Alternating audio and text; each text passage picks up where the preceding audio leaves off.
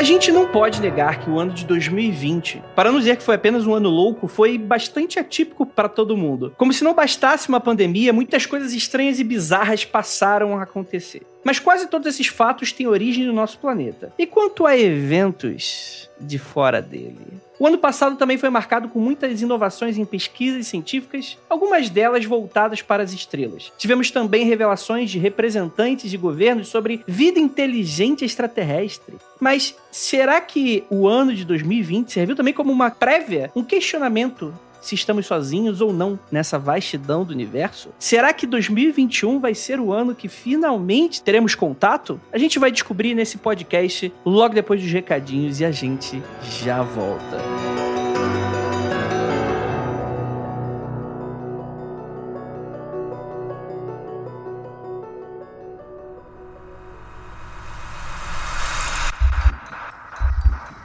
Não há nada de errado com o seu áudio. Adentramos agora através dos seus sentidos. Estamos preparando você para o que vai acontecer nos próximos minutos.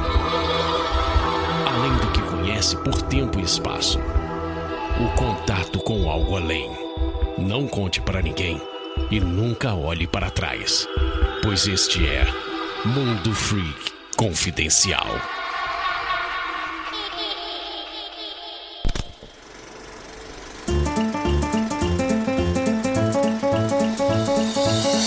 E chegamos agora nos recadinhos do Mundo Freak Confidencial, em mais uma semana cheia de mistérios. E aí, como que você está? Está em casa? Está se cuidando? Espero que sim. Que tal aproveitar que você está em casa para seguir as nossas redes sociais? Vou lembrá-lo, anota aí que é para você não perder nada. No Twitter, @mundo_freak, onde você pode se informar e ainda interagir com a gente sobre os episódios que você está ouvindo. Segue a gente e comenta lá pra gente interagir com você e saber o que você está achando dos nossos programas. Já no Instagram, você acompanha as nossas interações e muito mais. Todo sábado, a partir das 21 horas, 9 da noite, você acompanha o Freak Review com a Ive e o Lucas. Quarta-feira, você tem eu e Juliana Ponzilacqua falando e comentando sobre casos de mistérios no Aconteceu no Insta. Quarta-feira, a partir das 22 horas. E na segunda-feira, você pode acompanhar review de livros de terror, fantasia e mistérios escritos pela Jay lá no nosso perfil. Tá vendo como é legal seguir as nossas redes sociais? Hey, Lucas! E aí, Namorilda, quer ver um filminho? O filme com pipoca? Mas o que tem na TV? O mesmo de sempre. E no stream? Sou mais do mesmo. Mais do mesmo não. Eu queria algo diferente, algo estranho, algo curioso, esquisito. Um filme freak. A gente podia avisar todo mundo qual é o filme freak que a gente vai ver, pra eles verem também. Avisa na quinta-feira. Isso! E depois, no sábado, a gente faz uma live no Instagram do @Mundo Freak, pra todo mundo poder participar, conversar e opinar sobre o filme. Sim, é o Freak Review. Todo sábado. Às 9 da noite. Então, combinado. Na quinta, a gente avisa qual é o filme e no sábado, às 9 da noite, todo mundo se encontra na live do @Mundo Freak no Instagram. Eu quero ver muito o que a galera tem pra dizer sobre esse filme. É o Freak Review.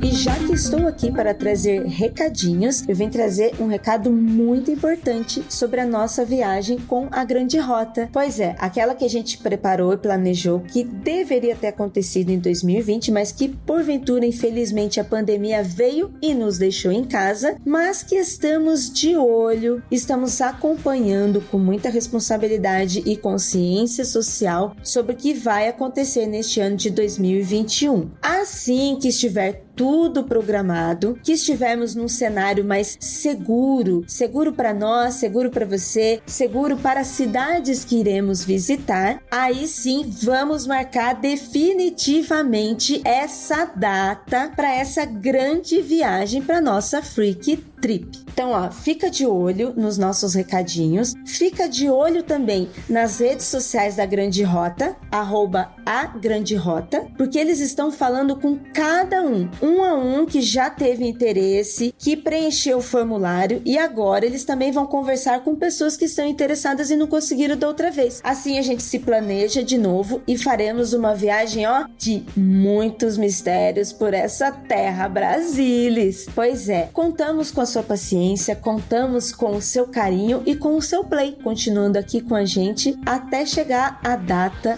tão esperada dessa viagem, beleza? E falando em viagem, será que estamos próximos de receber visitantes na Terra? É o que vamos descobrir agora no Mundo Freak Confidencial.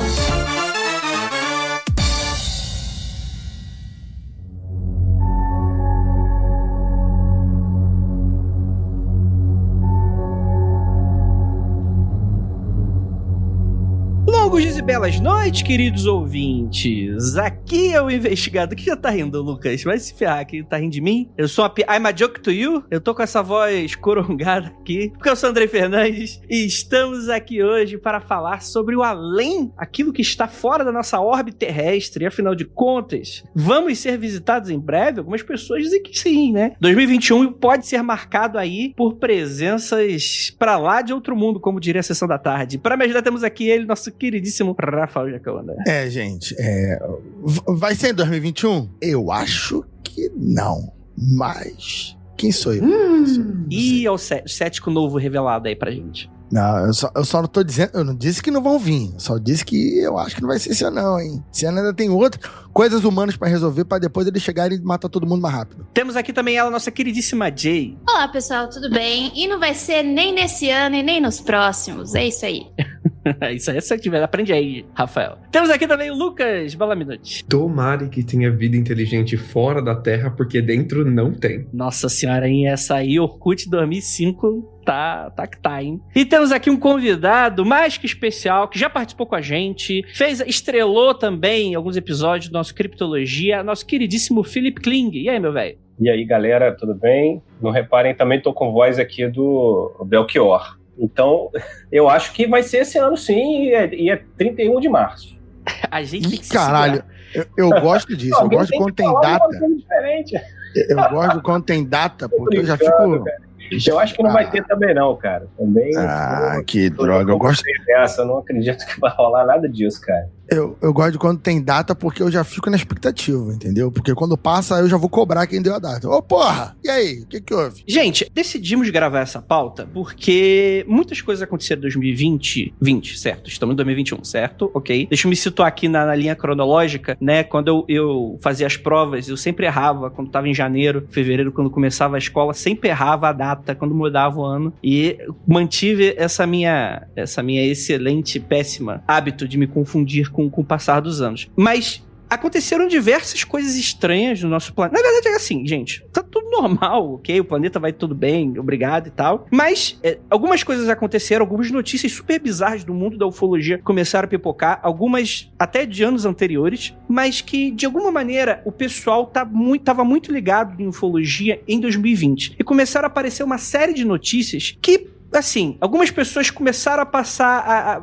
a acreditar, né, não oficialmente, talvez, né, não tem, meu Deus, 2021, Nostradamus, não. Algumas pessoas estão falando aí, sugerindo que estamos em breve chegando num ápice de contato, seja ele de que natureza for, e que as notícias seriam muito disso. É claro que existe muito do viés de confirmação, né? É bom a gente sempre lembrar, né? Estamos passando por um momento de pandemia, isolamento social, quarentena e por aí vai, no qual a ansiedade das pessoas e também na busca pelo entendimento das pessoas no próprio universo pessoal, né? Tentando justificar ou procurar uma explicação, alguma coisa de especial que pode estar acontecendo nesse momento e meio que a pandemia acaba sendo muitas vezes um catalisador desse tipo de pensamento. Mas é claro que também temos notícias que não tem nada a ver com pandemia e tal, mas é claro que talvez as pessoas estejam procurando cada vez mais esse tipo de explicação, né? E enfim, né, teve uma série de notícias e coisas legais que a gente gostaria de puxar aqui, né, para salientar um pouco de toda essa mística em torno dessas notícias. Mas antes de qualquer coisa, eu queria perguntar, Felipe,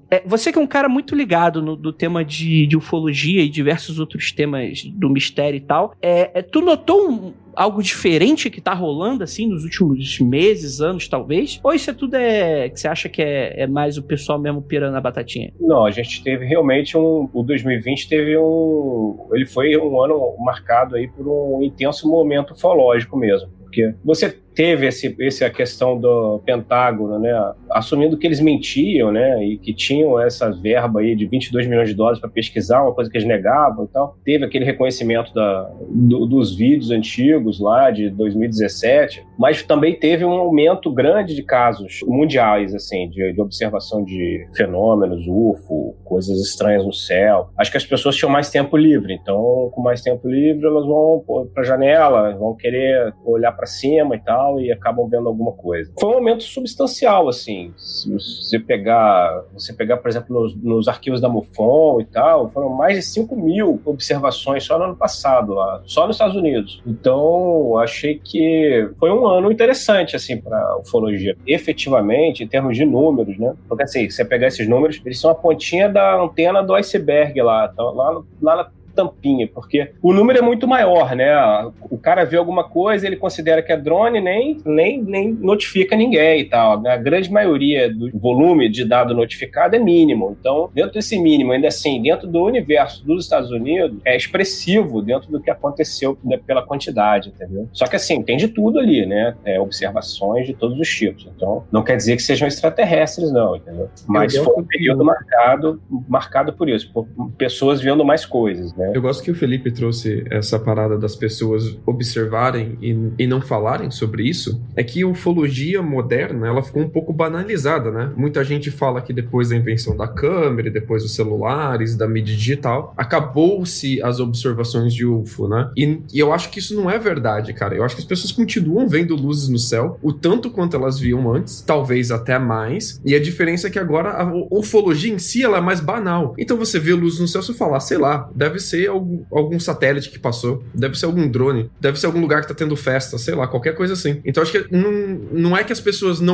elas pararam de bater foto agora que tem câmera digital, porque elas perderam interesse mesmo nisso, né? A gente fala sobre as coisas agora nas redes sociais. Se eu bato foto de coisas que eu vi no céu e posto na rede social, vai ter o quê? Vai ter a galera falando, olha, você viu um drone, ó, isso daí deve ser satélite, exatamente essas mesmas coisas. Então eu nem faço isso, nem me dou o desgaste de ter que lidar com os comentários, de pagar de maluco, e assim você acaba que um monte de observação não é relatada, né? A observação só vai ser relatada mesmo quando ela acontece em um lugar muito público, onde muita gente vê, aí você tem um incentivo e o respaldo de postar isso, né? E eu quero dar um exemplo que aconteceu aqui recentemente em Chicago. Na virada do ano, agora no Natal, mais ou menos em dezembro, acho que foi, na verdade, 28 para 29, uma galera relatou ter visto pontos luminosos no céu, quando o céu tava para escurecer. Tá escurecendo cedo aqui porque é inverno, né? Então 5 horas já tá bastante escuro. Quando tava para dar mais ou menos 5 da tarde, a galera viu bastante ponto luminoso. E os pontos luminosos, eles iam em direção em O'Hare, que é o aeroporto de Chicago, e iam embora. E é estranho porque essa mesma observação já foi feita antes. Em 2016 aconteceu em Chicago a mesma coisa também. Então já é o segundo caso de relato muito parecido, no mesmo lugar, de geral tá vendo. Então não é que a ufologia morreu, a galera parou de observar. É que, tipo, onde que sai essa informação agora? Não tá saindo de lugar nenhum. Então eu só descobri isso porque geral tava postando no grupo da faculdade, cara. Tava dando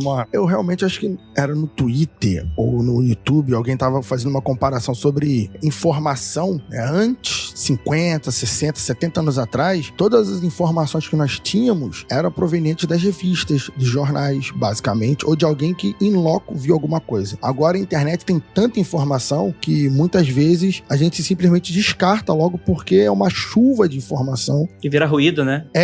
A gente não tá aí pra observar, pra conferir, pra analisar cada um dos avistamentos. O Andrei, eu, o Lucas, a galera que grava aqui, quando aparece um assunto desse que a gente grava com alguma frequência, muita gente marcando na internet. Então, esses que são mais marcados 5, 10, 15 vezes, você acaba observando, mas tem muitos avistamentos, muitas coisas que a galera nem dá o trabalho de postar ou de fotografar, qualquer coisa e tal. Então, as coisas acontecem, mas como vocês dois falaram, acontecem, algumas maiores do que outras. Acontece nada feijoada. Eu não entendo essa expressão. Então, muita coisa passa em brancas nuvens, né? Você vê o que acontece também nos Estados Unidos, né? Que eles são mais ligados nesse assunto, as pessoas são mais esclarecidas na questão de divulgação e tal, e são meio que obsessivos com esse assunto e tal, até historicamente. Lá eles têm 2 lugares para eu acho que até mais de 2, na verdade, mas os 2 principais, que são onde você pode notificar observação de UFO, é a NUFORC, né?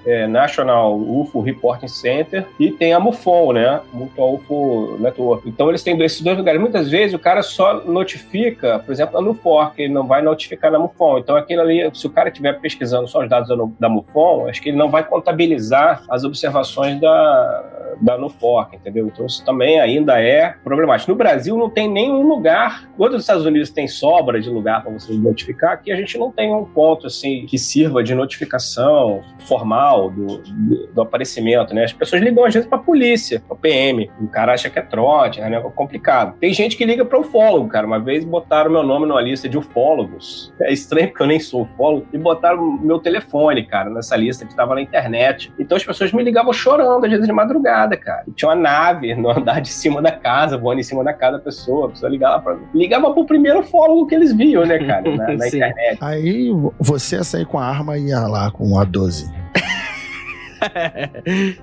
Eu, infelizmente, sou do time que vê alguma coisa no céu e é um balão meteorológico, gente. Porque...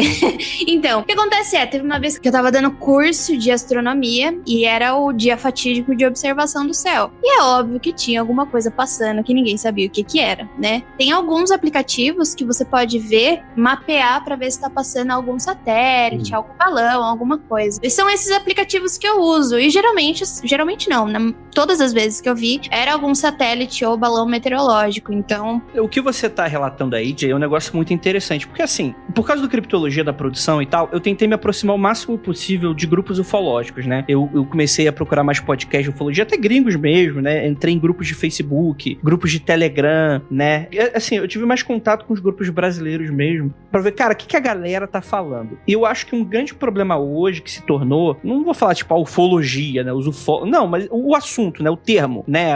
Você acreditar que existem discos voadores e tal, na parada e tal. Infelizmente acabou se tornando um conceito de disputa mesmo, muitas vezes até identitário, né? Então você pega grupos no Facebook de ufologia, cara, tem aquelas brigas, não, porque eu não sei o que essa galera que não acredita faz aqui. E o que a galera não acredita é tipo assim, claramente uma montagem de Photoshop ali, e a galera falou, porra, isso aí é meio dodó, isso aí não tem nada a ver, tipo... Foda, né, cara? Parece cara... Assim, chipada, né? Não, é que o que eu queria dizer é que eu não posso falar que eu não acredito, porque vai contra o que a ciência diz, né? Principalmente pelo paradoxo de Fermi. Se o nosso universo ele é tão grande, como assim a gente ainda não encontrou nada, né? A probabilidade é que ou alguma coisa já existiu, ou alguma coisa irá existir. O problema é que a gente não sabe mais ou menos qual é o lugar que a gente tá, né? O problema é essa coisa existiu no seu quintal. Isso, exatamente. Eu não tô falando que eu não acredito, eu não tô falando que não exista. Eu tô falando que, neste momento, eu consigo provar pra você que pode ser um satélite ou um balão meteorológico, você entendeu? Então é diferente de eu falar assim, ai meu Deus, esse negócio não existe. Porque, por exemplo, em 2020, a gente descobriu a fosfina, né, em Vênus, uma das possibilidades de vida microbiana fora do ambiente terrestre. Então, quem sou eu pra falar que não existe? Sim. E uma coisa que eu queria meio que contrapor aí a fala do Lucas e tal, que é assim, né, existe de tudo. Como eu falei dos grupos de Facebook, cara, claramente tem muitas pessoas que querem muito acreditar, querem muito que aquilo seja uma realidade e que não tem uma instrução pra... a gente caiu na mítica, né? O pessoal aqui nos comentários citou o Starlink do Elon Musk. Do Elon Musk, né? Que começou a ter uma série de lançamentos de foguetes em alguns lugares específicos, né? Geralmente com aquele padrão meio enfileirado que eles vão subindo e tal. E fica aquela briga, não, porque porque não é, porque pode ter sido, porque pode não ter sido. E como o Rafael meio tava falando, acaba se tornando um ruído que você não sabe mais o que tá... E assim, eu depois de que eu fiz o Criptologia, recomendo que você, caso não tenha escutado, procure no seu feed qualquer agregador, né? Ele não é exclusivo do Spotify, ele tá no Spotify também. No Criptologia, né, que o Felipe tá, enfim, eu converso com a Jay também, e vários outros participantes. Eu vou a fundo no lance da ufologia e eu meio que, vamos dizer assim, eu queimei a língua com muitas coisas da qual eu achava de maneira muito, muito superficialmente da parada, né? Porque, de fato, existe muito dessa coisa de identidade. Eu perdi muita fé com relação a UFOs e foi no Criptologia que eu fui me redescobrindo interessado nesse assunto e vendo que, de fato, existe uma parada e que a gente não tem... Assim, cada um vai ter a sua interpretação. Não tô falando que quem acredita que são discos voadores vindo pelo espaço de seres alienígenas estão errados, mas, de fato, eu acredito que não existem apenas os balões meteorológicos e satélites. Existem fenômenos que eles são bizarros e que a gente não tem como afirmar e, sinceramente, quem tem mais ideia do que seja, provavelmente tem menos ainda do que qualquer pessoa. As pessoas que estão especulando provavelmente estão mais próximas de uma verdade do que pessoas que têm a certeza do que aquilo é, né? Andrei, quem te acompanha, né? Quem escuta esse podcast aqui há muitos anos mesmo, lá do início, ou começou a escutar recentemente, mas escuta os primeiros, vai ouvir você falando isso e vai ver sua transformação, Andrei. Hoje você é um rapaz que joga tarô, que acredita na ufologia, você tem uma curva, assim, de cético, aí, porra, passa a ser cético chatão, aí começa a acreditar em magia e caralho, agora tá na ufologia. É isso aí, Andrei.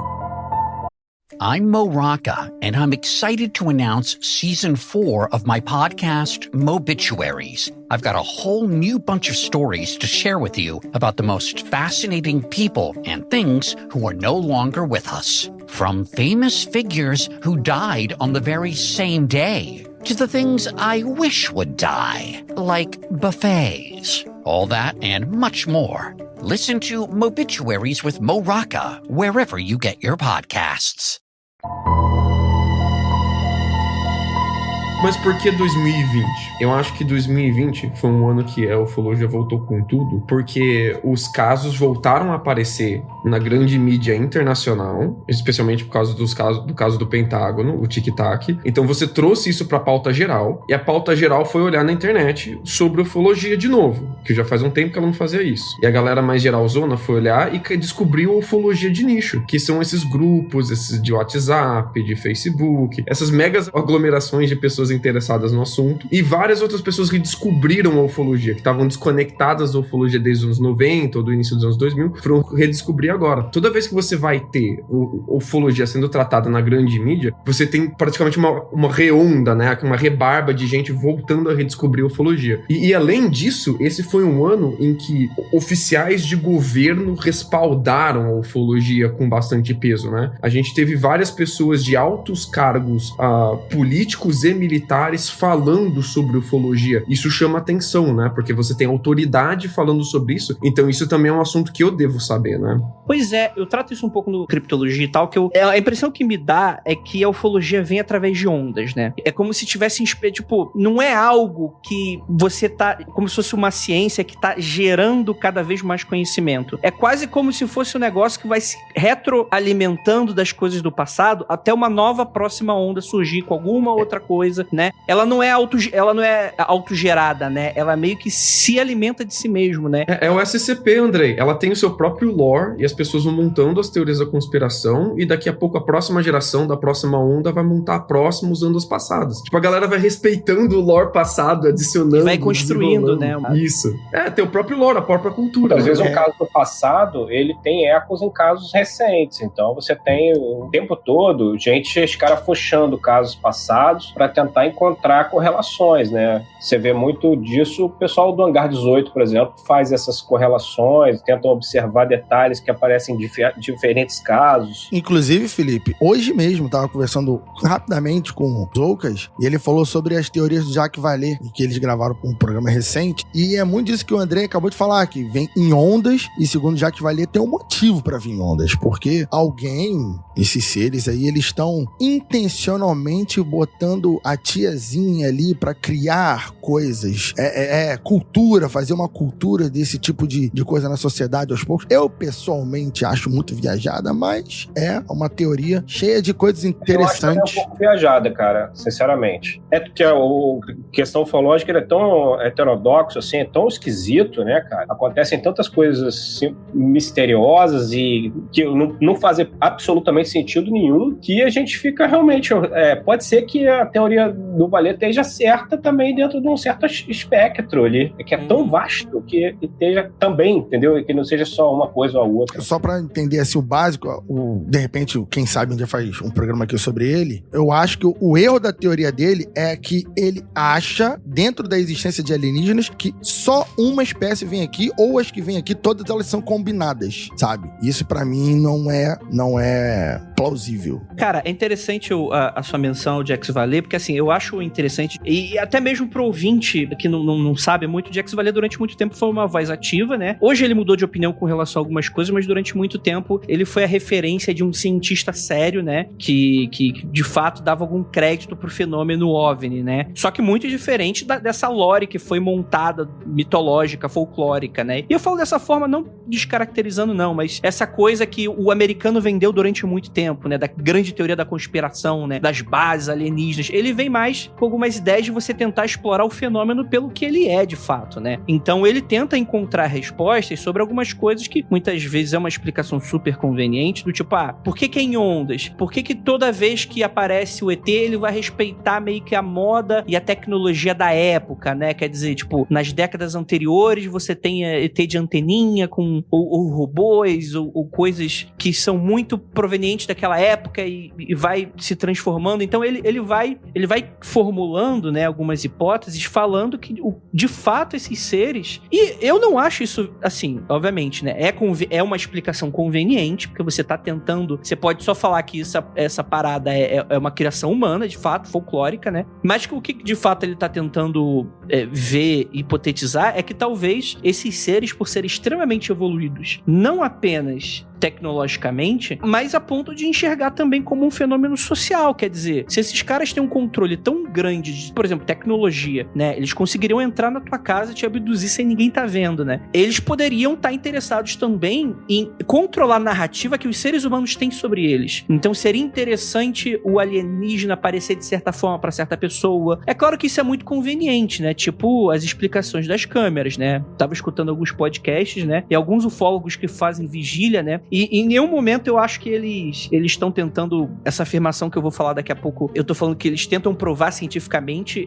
eles têm consciência que é complexo e é conveniente pra caramba essa explicação, mas do porquê que não existem fotos, por exemplo, a pessoa vai lá, fica em vigília, vê os discos no céu, as luzes esquisitas, por que você não tem imagens disso? Em teoria, segundo alguns deles que fizeram alguns testes, o OVNI sabe quando você tá com uma câmera na mão. É complexo, é uma explicação super conveniente, mas é aquilo. Em teoria, uma hipercivilização super mais avançada que a gente tecnologicamente, tem diversos relatos que os OVNIs, eles conseguem de fato saber as intenções de quem tá observando, né? Então eles falam que, por exemplo, vocês vão com uma câmera pra uma vigia, a experiência que eles têm com o fenômeno é completamente diferente da quando eles não vão com uma câmera, né? Quando eles mentalizam, né? Falam, não, eu não tô aqui pra tirar foto, eu só quero que o fenômeno seja maneiro. E aí o fenômeno é completamente diferente, né? É uma desculpa super conveniente, os céticos falariam dessa forma. Eu nunca parei pra pensar dessa forma, de se de fato eles poderiam ter esse tipo de vantagem sobre a gente, porque de fato eles com toda certeza serão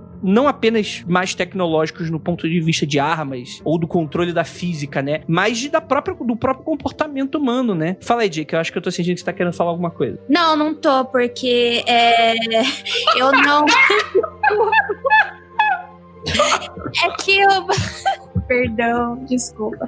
É que eu basicamente não acredito que isso aconteça, porque se for existir algum tipo de vida no mundo, no universo, ela provavelmente vai ser bacteriana, você entendeu? Eu comentei no começo sobre o paradoxo de Fermi. Eu acho que eu já falei sobre o paradoxo de Fermi em outros episódios. Eu nunca expliquei o que é direito. Só pra não deixar as pessoas voando, eu vou explicar por que eu sempre falo desse paradoxo e porque eu acho que é o que ocorre no nosso universo, né? Imagina que a nossa galáxia tem aproximadamente, 100 bilhões, 400 bilhões de estrelas. Esse é quase o mesmo número de galáxias que a gente tem no nosso universo observável, tá? O que a gente consegue ver. Então, para cada estrela, por exemplo, da Via Láctea, existe uma galáxia inteira lá fora. Então, no total, existe, se não me engano, 10 elevado a 22 estrelas no nosso universo. Isso significa que para cada grão de areia na Terra, há mais ou menos 10 milhões de estrelas no universo. universo. Então, fazendo essas mesmas contas, a gente consegue estimar que existe 1 bilhão de planetas similares à Terra e mais ou menos 100 mil civilizações inteligentes na nossa galáxia. Existe uma equaçãozinha que se chama equação de Drake, que ela faz essa continha que chega no número aproximado. Então, a gente tá vendo que tem bastante terras, bastante sóis semelhantes ao que a gente vive hoje, né? Então, você me pergunta, cadê todo mundo? Por que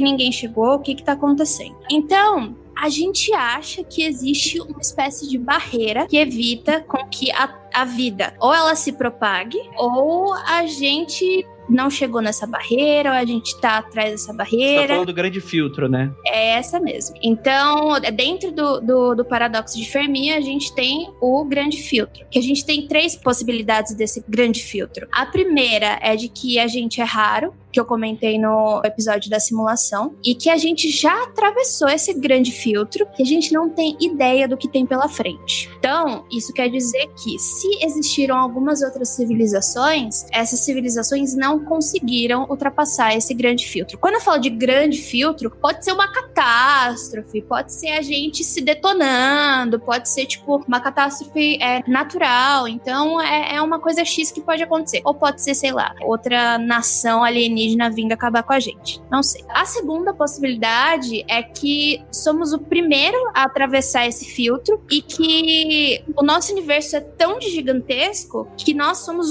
os primeiros, e esse é o começo da vida, entendeu? A gente é o primeirinho mesmo, e talvez outras vidas vão começar a se desenvolver depois da gente. E a última é de que a gente tá totalmente ferrado, porque não passamos esse grande filtro e que ele tá cada vez mais perto. Ou seja, a gente tá cada vez mais perto do nosso fim. O que eu não gosto no paradoxo do Fermi é que ele parte de um pressuposto muito perigoso, que é o pressuposto de que você precisa do grande filtro para explicar a nossa ausência de observação da vida fora da Terra. E eu acho que a gente não precisa do grande filtro para explicar a observação de vida fora da Terra. Se você parte de outros pressupostos, por exemplo, de que não a distância é grande demais, não é economicamente viável, não há interesse. Por exemplo, pode ser que eles saibam que existe uma outra civilização no outro canto da galáxia, ele sabe que a gente tá aqui, mas a distância astronômica é tão grande que inviabiliza eles virem até aqui. Simples assim. Ou se existe a possibilidade de eles virem até aqui, o benefício disso não ultrapasse o custo disso, é a hipótese econômica. Ou se ultrapasse, eles simplesmente não estão interesse, estão cagando, foda-se que tem gente lá. Ou simplesmente a gente não tem a capacidade de observar as marcas que essas outras civilizações deixam no universo ainda. A gente tá começando a nossa trajetória de observação do universo agora. Então a gente não sabe ainda se a gente consegue ver as pegadas que eles estão deixando na selva que é o espaço em aberto, né? Então pode ser simplesmente isso. Você não precisa do grande filtro para explicar a nossa falta de observação. Pode ser simplesmente a falta de observação. Mas isso diz mais ainda que é impossível de uma civilização dessa chegar aqui na gente, você entendeu? É por isso que eu tô usando o paradoxo de Fermi como o gatilho confortável para poder explicar do porquê eu acho que os alienígenas não vieram para cá. E isso não quer dizer que não exista vida microbiana, por exemplo. Você entendeu? Que é muito menor do que alienígenas greys, pequenininhos, cabeçudos, tipo eu, entendeu? Então, eu tô usando esse gancho confortável do paradoxo de Fermi, porque ele pra eu explicar uma das explicações do que porquê eu não acredito que a gente não tenha tido nenhum contato com alienígena. Então, por isso que o Andrei falando pra mim, ele sente que você tá com uma câmera na mão. Eu falei assim, mano, ele deve ser um micróbio que come, sei lá, carbono, não sei, entendeu? Ele não tem nem noção. E onde é que tem carbono? No planeta Terra. No filme da máquina fotográfica. Andrei, você é pizza de alienígena. Mas, Jay, deixa eu fazer uma pergunta. Se você considera, então, por exemplo, que os alienígenas não existem, qual seria a explicação para o tic-tac? Não tenho opinião sobre, porque eu parto do princípio que eu não acredito que alienígenas existem. Então, pra mim, o tic-tac já é falso. Eita, rapaz, opiniões fortes e polêmicas.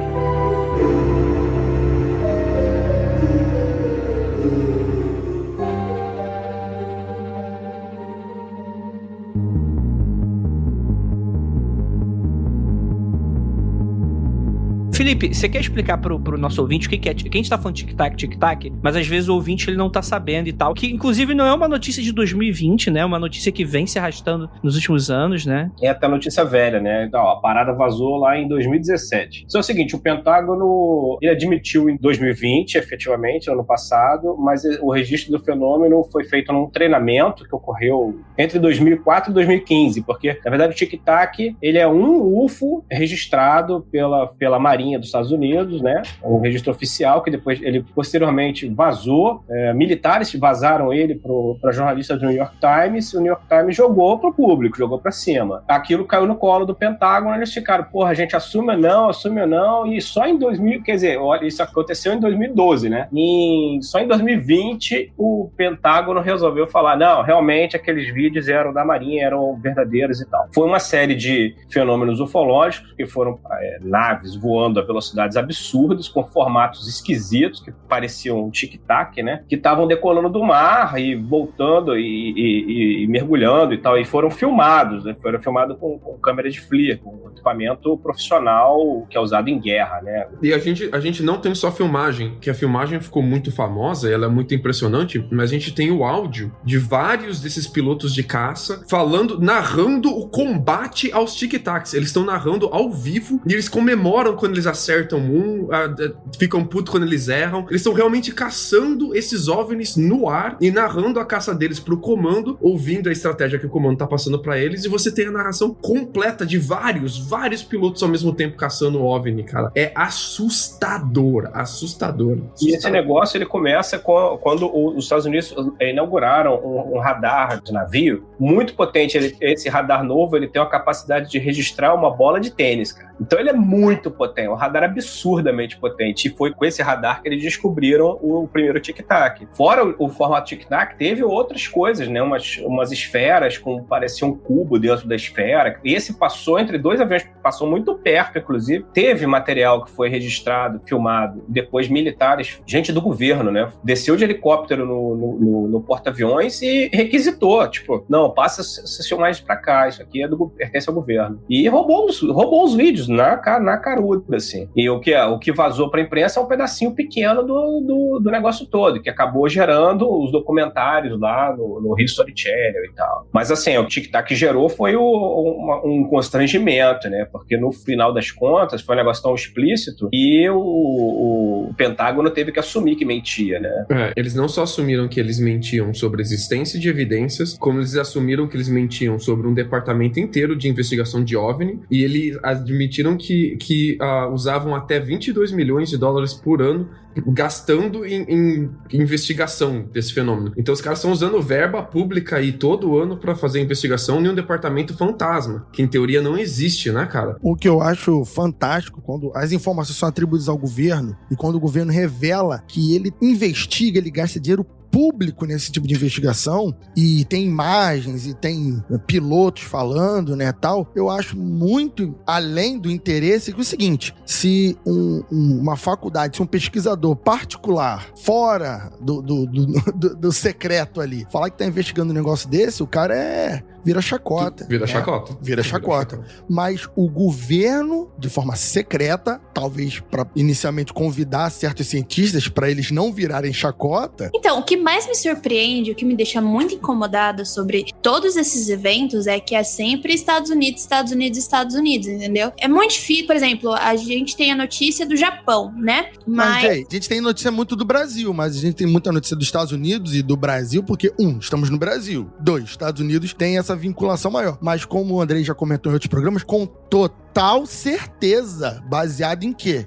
Na probabilidade, eu vou dizer aqui, que todos os países do mundo, né, grandes países e tal, têm avistamentos a rodo, só porque a gente não fica sabendo, não quer dizer que não exista. Imagina você vazar uma informação dessa no país onde o seu presidente é o Putin. Você não vai fazer isso, Jay. É bem foda, né? Mas ia ser da hora, né? Isso é muito doido. Você pode vazar uma vez. A parada dos Estados Unidos é que, apesar dos pesares, com muitas aspas e com muito cuidado com o que eu vou falar aqui agora, eles ainda têm que prestar contas ao cidadão. Com muitas aspas, com muito cuidado, com muitos parênteses, mas eles ainda têm um certo nível de prestação de contas que a gente não vê em outras superpotências. Eles são um país continental, que tá todo mundo de olho neles e que eles são um pouco mais abertos a prestar contas sobre certas coisas, não sobre tudo, tá, galera? Então, por causa disso, a gente acaba recebendo muito mais coisa dos Estados Unidos. Mas você pode ter certeza, imagina a quantidade que a China tem de informação sobre OVNI. O fenômeno UFO é um problema de segurança nacional em qualquer parte do planeta, cara. Na Alemanha, ano retrasado na Alemanha, teve aeroporto fechando porque tinha um UFO na cabeceira. Por exemplo,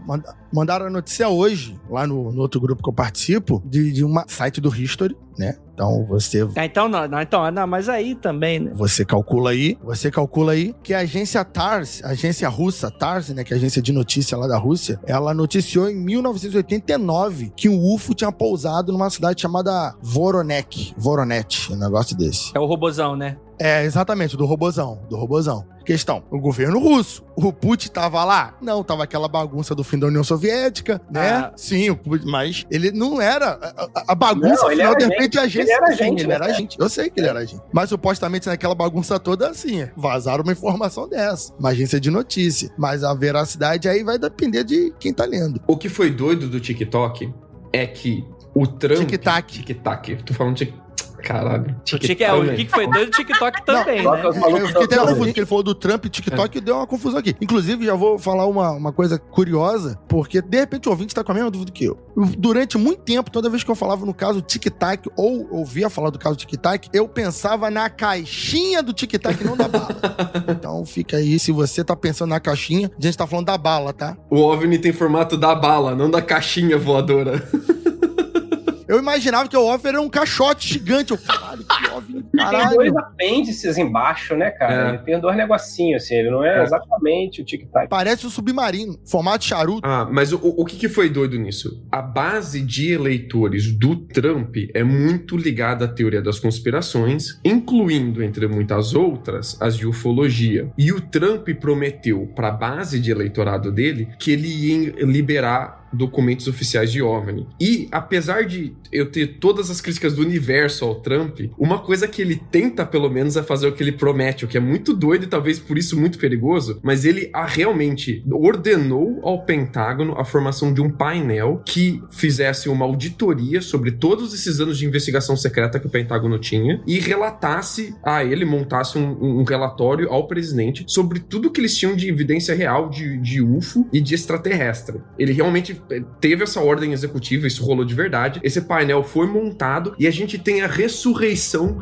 da era dos painéis. A ufologia clássica, ela é feita da era dos painéis, onde a CIA, o FBI, o Pentágono montavam painéis de investigação oficiais secretos, realmente bancavam pesquisa top de linha para tentar entender o UFO. A gente tá tendo a retomada disso agora. E talvez seja o Trump tentando capitalizar um pouco politicamente nessa bagunça que tá o governo americano nesse momento. Sim, com certeza. Mas semana passada, o Trump ordenou que o relatório seja entregue a 60 dias, independente de quem for o presidente. Então, ele realmente chancelou essa cartada de OVNI e mandou entregar o relatório. Em 60 dias, o relatório vai ser entregue, contando, eu acho que de segunda da semana passada, primeira segunda do mês de janeiro, vai ser entregue esse relatório ao Congresso americano e o Congresso vai decidir, então, se esse relatório vai ficar como fechado só para os congressistas ou ele vai ser aberto à população. Então, realmente, rolou uma auditoria, um painel investigativo do Pentágono se auto-investigando para cavar esses anos e anos de investigação de OVNI, de chavado que eles estavam fazendo. E isso vai ser entregue e se a gente não vê o todo, pelo menos a ponta do iceberg a gente vai acabar vendo, cara. Isso é muito doido, porque a gente coloca a ufologia de volta em pauta pelos oficiais do governo. E os caras, tem uns oficiais que vieram a público recentemente, por exemplo, em 2008, teve um o ex-tenente da Força Aérea dos Estados Unidos, chamado Bob Jacobs. Ele foi no Larry King, cara, lá na CNN, e disse o seguinte, cara: um objeto não identificado disparou um raio de luz contra um míssil que a gente estava testando, míssil nuclear. Então é o seguinte, tem um monte de relato de naves sobrevoando, jogando luzes nas instalações de defesa lá dos Estados Unidos, inclusive nos silos, né, dos mísseis nucleares. Isso vem se acentuando, na verdade. Eu acho que isso está causando um incômodo muito grande dentro da parte do pessoal dali da defesa, entendeu? Eu acho que tá dando meio que um desespero. Vários militares falaram sobre isso e já saiu livro sobre isso e tudo. Inclusive falando que eles levam aperto. Quando eles falam do assunto, vem uma pressão violenta em cima. É engraçado porque nessa era mais moderna da ufologia, de oficial de governo pra valer mesmo, bancando UFO, não é a primeira vez, né? A primeira vez que eu lembro disso ser mais expressivo foi em 2005, quando o Paul Hellyer, que era o ministro da Defesa canadense, e o ministro da Defesa dos Estados Unidos e do Canadá, normalmente eles são a segunda figura mais importante do governo, a primeira sendo o presidente ou o primeiro-ministro, né? Então, o ministro da Defesa, depois que ele saiu do cargo, soltou um livro e deu uma porrada de entrevista falando sobre isso, sobre os avistamentos dele, as investigações secretas que ele promoveu dentro do governo canadense e as evidências que eles compilaram e ficou guardado como secreto e ele não pode liberar. Ele fala abertamente, tipo, não, tem aliens trabalhando na Terra e tal, ele pode estar do outro seu lado no restaurante que você não vai perceber. A gente vai ter um eco disso agora em 2020, né, com o Haim Eshed, que é o cientista ex-militar e chefe da Segurança Nacional de Israel, que vai ter um papo muito parecido com o que o Paul Hellyer teve lá em 2005. E isso agora em 2020. Ele dizendo que tem um acordo de cooperação entre alienígenas e as forças mais importantes do planeta, especialmente Israel e Estados Unidos estariam aliados aos alienígenas, tem base em Marte, tem humano trabalhando com os alienígenas, encontrando com os alienígenas essas bases em Marte, e o papo do Eshed e do Paul Hellyer são muito parecidos. Eles diferem mais ou menos em como funciona a aliança entre os humanos e os alienígenas, mas o teor basicão, assim, o resumo é praticamente o mesmo, né? Então, esse papo volta de novo, cara. Sim, sociedade galáctica dentro de uma base em Marte, com americanos e... Lib total. Porra, eu acho que a Jay tá acreditando total agora nisso ali. Agora sim. Tô mesmo, tô tipo, uou, falou ficção científica comigo mesmo. Mas o Eshed, cara, o doido dele é que ele não é só militar, ele é um militar cientista. Ele era considerado o cara mais top de linha com relacionamento a satélite de angariar informação, satélite de espionagem. Ele é o pai do programa de satélite israelense. A ele se dá muito da estrutura de informação que Israel tem sobre os arredores de Israel, né? E o poderio militar de Israel, ele não é só em arma de destruição, mas ele é um poderio de logística e informação muito grande ali pra área onde Israel tem, né? Muito destoante daquela área, muito por causa desse cara. Então, tipo, não é um cara qualquer que, tipo... E, tipo assim, o Paul Hellyer, que é o canadense... Calma aí, mas aí eu vou ter que interromper. Eu não sei, então eu assumiria alguns anos atrás que ninguém nunca colocaria um maluco como presidente dos Estados Unidos. Mas né? até aí... coisas acontecem, né? Mas nada, Andrei. O maluco na presidência foi eleito. Ele tinha lábia. Essas pessoas aí que foram colocadas em certos cargos, elas são escolhidas especificamente, né, indicadas. Talvez por indicação política. Talvez. Não, tudo bem, mas aí a pessoa precisa lançar livro, precisa pagar conta, o aluguel tá caro, né? Como é que deve estar o imobiliário em Israel? Deve tá caro, cara. Então, o Paul Hellyer, a gente tem como falar que o cara queria vender livro, porque ele soltou o livro dele junto com as entrevistas, mostrou o livro dele durante as entrevistas. Parecia um infomercial, cara. Ficou muito tosco, assim, que é o canadense. Agora, o Eshed é diferente. Pra começar, que o Eshed é milionário. Não dá pra falar que ele precisa ganhar dinheiro. Ele é podre de rico. Segundo, que ele é super mega conectado e influente. Ele tem tudo a perder com esse papo. Tipo, ele é uma pessoa que ele já é aposentado, ele tem 87 anos, mas ele tem todo o legado da família dele de ser político e militar em jogo. Então, tipo, é praticamente como se fosse uma casta toda de família militar ali da família do Eshed. Ele é um cara que ele realmente tem a perder bancando isso. Mas quando ele vai explicar... Eu boto fé na autoridade do Eshed no sentido de que esse não é um cara que parece estar se beneficiando disso, isso, e parece que é um movimento arriscado dele. Mas eu deixo de botar fé quando eu começo a ver exatamente o que ele falou. De acordo com o Eshed, os alienígenas assinaram um contrato com o governo de Israel e o governo americano. E eu fico pensando, um contrato que é todo plano de dominação alienígena e tal. E eu fico pensando, mano, um alienígena assinando um contrato, que é uma parada muito humana, cara. Não, mas assim, pegando a caneta. Falando figurativamente, ele pode ter falado figurativamente. Assinado o contrato pode ser só um acordo, né?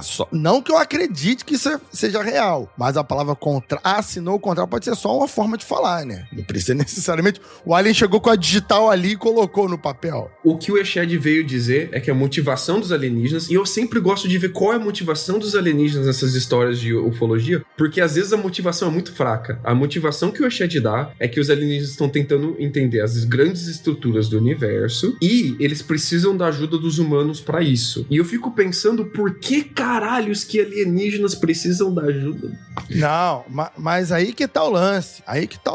Você tá pensando no sentido tecnológico apenas. Mas a gente pode estar... Estrutura do universo em que sentido? Espiritual? Filosófico? Forma de pensar? Os humanos fazem parte do universo, tem que ser estudado também, não interessa. Assim como nós humanos temos que estudar, quando a gente estuda sociologia, estudamos todas as sociedades humanas, não só as que já têm carro a combustão, mas também as que ainda estão na fogueira. Por quê? Porque todos são humanos. Estudar o ser humano é estudar independente de nível tecnológico. Ou seja, são aliens humanas. Mas não é? Depende dessa estrutura. Se ele tá falando de uma estrutura que a gente não tem essa visão, não tem esse conhecimento.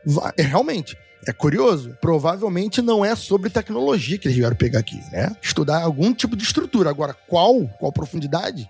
Aí é o debate longo. Posso fazer um parênteses aqui rapidinho do negócio que tem relação, cara? Eu não sei se vocês vão lembrar, cara, que é um fato, assim, que parece uma viagem na maionese, né? Você imaginar que os Estados Unidos tem esse aparato com base em Marte, o caralho. Mas teve um negocinho lá atrás, aí, nos longínquos anos lá de 2001, 2002, de um cara chamado Gary McKinnon. Era um hacker, ele é um hacker escocês. Esse cara, ele tem síndrome de Asperger, então ele é super inteligente, focado no negócio, no que ele foca naquela porra, ele é tipo He-Man, assim, cara tão cabuloso. E ele é um puta do hacker fodão, cara, e ele fez o maior ataque de hacker de todos os tempos nos computadores militares lá dos Estados Unidos. Ele sozinho invadiu 57 mil computadores federais. E aí, você sabe o que esse cara tava procurando, bicho? Ele tava procurando discos voadores, fenômeno UFO. E aí, sabe que ele achou? O Gary, ele encontrou fotos lá de uma nave no espaço, né? Além de umas planilhas detalhando o nome de umas naves supostamente espaciais, porque, sem sacanagem, cara, o material do cara era um monte de Excel que ele encontrou, as planilhas, e o nome da planilha era Oficiais Não Terrestres. E ele continha nomes e patentes de pessoal da Força Aérea do lado dos Estados Unidos que eles não estavam registrados em nenhum outro lugar. E também ele tinha informação sobre a transferência de um navio, né, ship, né, em inglês, de um navio para outro, né, e esses nomes não existem, não existe navio com esses nomes. Então ele achou estranho. Outra coisa curiosa era o seguinte: navio nos Estados Unidos, ele é USS, né? E nas planilhas ele tava USSS, que pode significar Spaceship. Eita, rapaz! Ele teve dicas de gente lá de dentro. Ele disse que teve dica. Ele disse que soube de um especialista que trabalhava num prédio chamado Prédio 8, lá do Centro Espacial Johnson. E esse cara retocava a imagem de OVNIs lá. E ele invadiu e conseguiu, depois de um tempão, conseguiu chegar numa invasão de computador nesse prédio. E conseguiu capturar uma imagem, mas na época ele estava com uma conexão ruim, de 56K, e ficou muito lento para conseguir baixar as imagens. E no que ele estava baixando, o nego de lá descobriu, cara, e aí que bloquearam ele e ele conseguiu ver a nave. Ele falou que era um charuto enorme, com uma porrada de janelinha e tal, ele descreve o objeto. Mas ele conseguiu pegar uma série de informações como esses Excel e tal. Então uma coisa assim, uma curiosidade, tipo assim, um maluco que falou que invadiu tal, ninguém daria a mínima, né? Mas o que acontece? Os Estados Unidos, cara, movendo céus e terras para tentar pegar esse McKinnon, porque falou que foi a maior invasão e esse cara, ele era terrorista, tentaram pegar ele no mesmo esquema do Assange lá, como terrorista. Foi uma virulência em cima do cara absurda, queriam extraditar para os Estados Unidos, aí deu um problema diplomático o governo do Reino Unido não queria extraditar o McKinnon, acabou que o McKinnon conseguiu não ser extraditado e tal. Mas só pela virulência com que os Estados Unidos foi pra cima dele, mostrou que esse cara, porra, ele... Eu gosto muito, eu não conhecia essa história, primeira vez que eu tô ouvindo ela aqui, e o que me pega, que me deixa maluco da cabeça sobre esse tipo de história que confirma naves, né, no espaço, confirma assim, né, segundo essa história, naves e tal, é que com essa história, eu suponho que existam milhares de pessoas que não só sabem, mas que efetivamente construíram as bases, voaram nas naves e tal. E o que me deixa pirado da cabeça é ninguém ou nem um número significativo deles contam. Essa galera é muito patriota. Ou toma um tiro na nuca de aposentadoria, se aposenta em Marte, nem volta pra Terra, sacou? Não, você quer ver um negócio curioso? A grande maioria dos cientistas que trabalharam naquele programa espacial Guerra nas Estrelas dos Estados Unidos cometeram estranhos suicídios, cara. Uau! A lista de suicídios desses cientistas que trabalharam no programa Guerra nas Estrelas é gigantesca. É surreal a parada. Agora faz sentido se algo do tipo acontece, porque o número de... Imagina, um navio, supondo que essas naves tenham um tamanho, sei lá, de algum navio, algo do tipo assim. Existem algumas, isso aí ao longo de décadas, existem centenas e centenas de pessoas que trabalhavam nelas, que viajaram, e quando muito, um ou dois, meio doidão, fala alguma coisa, mas não tem prova e tal, e acabou, mas caraca, sabe, não tem mais gente falando, é verdade, eu era amigo dele lá, tal, ou tem uma máquina do MIB de esquecer, ou a galera morre, ou é muito patriota, né, a galera boa.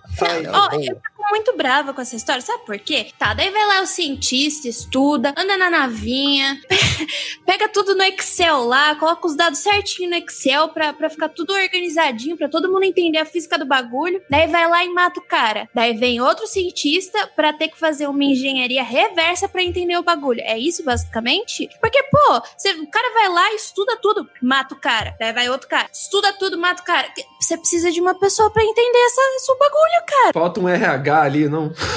Um treinamento. É só o chefe que sabe, porra. É só o chefe que sabe. Esse chefe, então, ele é uma máquina super poderosa, porque eu, que, assim, peno pra entender física, vou tentar programar em outra língua e já tô quase babando, entendeu? Não faz sentido na minha cabeça. Por isso que eu fico, pô, legal essa história que você está contando, mas, tipo, é um livro de ficção científica? Assim, saindo de Marte um pouquinho, eu concordo um pouco com a Jay nesse quesito, porque assim, apesar de eu gostar muito do assunto, por exemplo, o tic-tac, eu acho que é algo que é meio que você não tem explicação. Você pode ter, mas até aí, se for alienígena, se for ser de outra dimensão, se for uma nave do futuro de um humano, se for algo que é simplesmente incompreensível pra gente, se for um anjo, tipo um anjo bíblico, igual que a Bíblia fala, né, aqueles tronos celestes e tal, tipo, você não tem ideia. O problema pra mim quando a gente chega nesse lance de Marte é porque, de fato, você não tem muitas evidências com relação a isso, e é isso que mata. Então o que acontece? A gente tem um bando de lacuna e a gente vai tentando, que é o master da teoria da conspiração. Então assim, o tic-tac pra mim é foda, mas tu chegar o cara, que pode ter, tudo bem, gente, ele pode ter e tal, mas você só acreditar na patente dele falando uma parada, porque, cara, as pessoas envelhecem. Não é prova, né? Não é uma prova per se, né? E, sendo bem sincero, né, vendo outros ufólogos comentando sobre, que realmente é um assunto que eu tô pesquisando bastante, vários desses ufólogos, assim, com trabalhos sérios e tal, eu falo, cara, tipo, é muito difícil acreditar nessas informações, porque o cara, ele não apresenta nenhuma evidência, sem falar que é algo que não é uma novidade no sentido, isso faz muito parte da lore, do folclore ufológico americano, e que você não tem essa apresentação de evidências, e que você também não tem, tipo, cara, são tantas pessoas envolvidas pra esse tipo de coisa acontecer, sabe? Uma pessoa, tipo, por mais que tenham perseguições, ações da vida, e aí o cara, putz, ele vai hackear os 90 mil computadores da CIA e não tem a internet pra baixar uma imagem 56 kbps. Não sei, mano. Acho que é um pouco mais complicado aí indo por esse sentido. Eu vi um levantamento uma vez da quantidade de pessoas envolvidas diretamente com o primeiro pouso do homem à Lua. Só o primeiro pouso, não as tentativas anteriores e todo o lançamento de satélite, de som, depois de pessoas no espaço, de grandes caminhadas espaciais, até chegar só aquele pouso.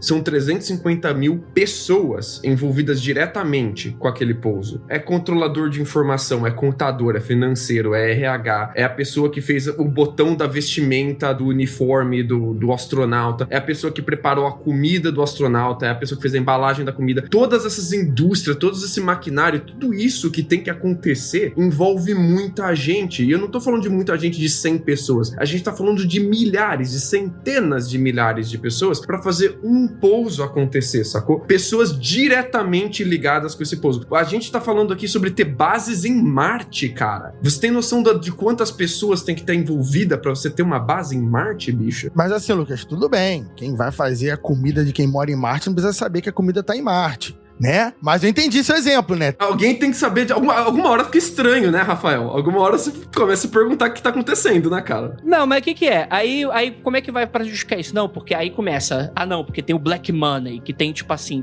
tem 3 vezes o PIB dos Estados Unidos escondido e né, tipo... Essa a gente já falou aqui, já. Aparentemente, o orçamento negro, entre aspas, que o Pentágono chegou a admitir, e se o Pentágono admitiu essa quantia, provavelmente tem muito mais, é de 22 milhões. E 22 milhões, apesar de ser um dinheiro absurdo pra pessoas como eu e vocês, é um dinheiro nada pro orçamento de defesa americano. Calma aí, 22 milhões você tá falando da pesquisa, né? Do UFO, né? Isso, é margem de dinheiro. Eu tava falando do orçamento negro. Aquele 7 trilhões, Lucas, que a gente falou outra vez. Que a gente falou que era a pesquisa toda de não sei quantas décadas. Né? É o PIB mundial, essa merda.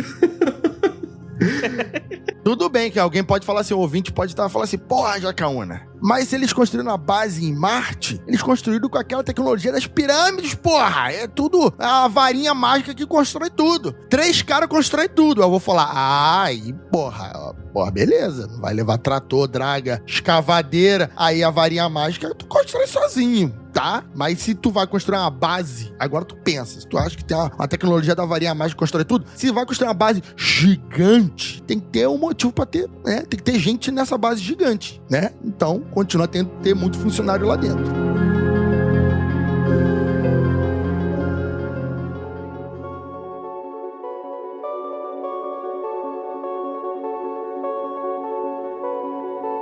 Uma coisa que, pra gente sair um pouquinho desse assunto, que de fato é meio difícil de acreditar e tal, mas é interessante porque, de fato, é exatamente esse o problema quando a gente vai lidar com esse assunto, mano. Separar as informações daquilo que vale, daquilo que não vale, daquilo que presta, daquilo que não presta, é muito difícil. E, sinceramente, assim, obviamente eu vou ter minhas opiniões e convicções, mas não vou ser eu que vou ser a ponta de flecha nesse assunto, né? Vão ser pessoas que estão ali, falando, conversando, entrevistando e tal, mas é muito difícil. Mas, por exemplo, voltando aqui para esse lance aqui do avistamento do tic-tac, acho que o Felipe ele é muito assertivo quando ele fala de que essas questões do UFO, é claro que o governo americano ele vai estar interessado nisso, porque de fato vai lidar com questões de defesa. Que aí o ouvinte pode estar se perguntando, cara, não pode ser um drone? Justamente. E se esses fenômenos forem, sei lá, pega aí um drone, um super drone chinês que consegue ser tipo Mach 15. Essa é a minha teoria.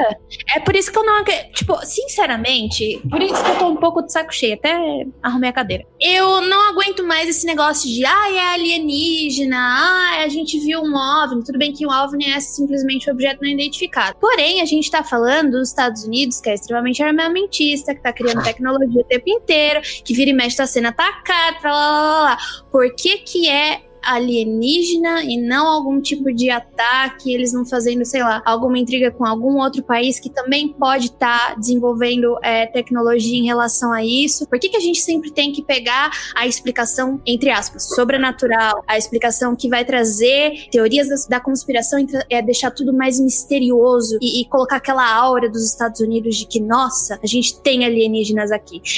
Provavelmente muita gente vai ficar puta comigo nesse episódio, mas eu não ligo. Liga sim. Por isso que eu não acredito que seja alienígenas quando o Felipe perguntou pra mim. Eu acho que sei lá, alguma treta militar entre Estados Unidos e outro país, alguma coisa do gênero, eu entendeu? Acho, Jay, que você pode virar essa pergunta de ponta cabeça e fazer a seguinte pergunta. Por que o Pentágono tá interessado em soltar essa caralhada de informação agora? Exatamente. Porque não é a primeira vez relacionada a tic-tac que vaza, tá?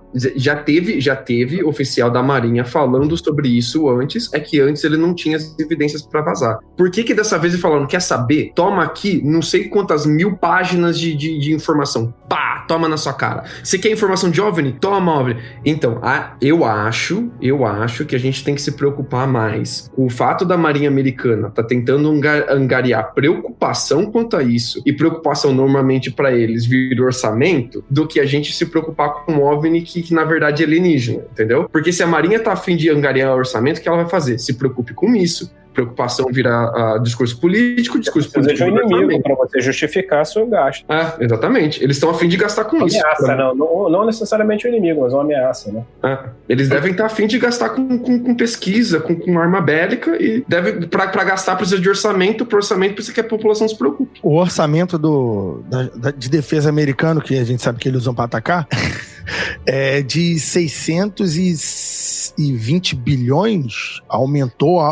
Última vez que eu vi era 600 bilhões, tá? Era o maior. Se somasse os outros 20 países, do segundo ao 20º, os Estados Unidos gasta mais do que todos os outros 19. Não, é um absurdo. O exército americano em questão de investimento é um absurdo. É muito grotesco. E o Trump aumentou isso, acho que ano retrasado ele aumentou. Ele cortou tudo quanto era programa social. O Trump, nossa, destruiu tudo quanto era pesquisa e botou tudo no militar, cara. O orçamento que ele preparou pro exército foi um puta de um salto, assim. E se você pega o gráfico de orçamento do exército americano, é engraçado, porque os democratas normalmente não aumentam tanto o budget militar, mas aumentam um pouquinho. Aí vem o republicano e aumenta bastante. Aí vem o democrata aumenta um pouquinho, vem o republicano e aumenta bastante. Ninguém corta, cara. Ninguém corta. Essa que é a parada. Todo um ecossistema, né? O que esses generais se aposentam, abrem logo uma consultoria e tentam desenvolver um armamento. É um ecossistema gigante, assim, orbitando ali o Pentágono e tal, né? Agora, minha percepção desse tic-tac é o seguinte: a gente pode ir por essa hipótese, assim. Seria arma secreta, né? Seria uma aeronave inimiga. Mas a inimiga quem? A Rússia? A China? Eu acho que quando uma potência consegue uma coisa com muitos níveis de magnitude, de poder bélico, né, à frente dos oponentes, ela usa isso como arma, mas usa também como propaganda, porque ela escondida, ela não é tão eficaz. Igual a bomba nuclear.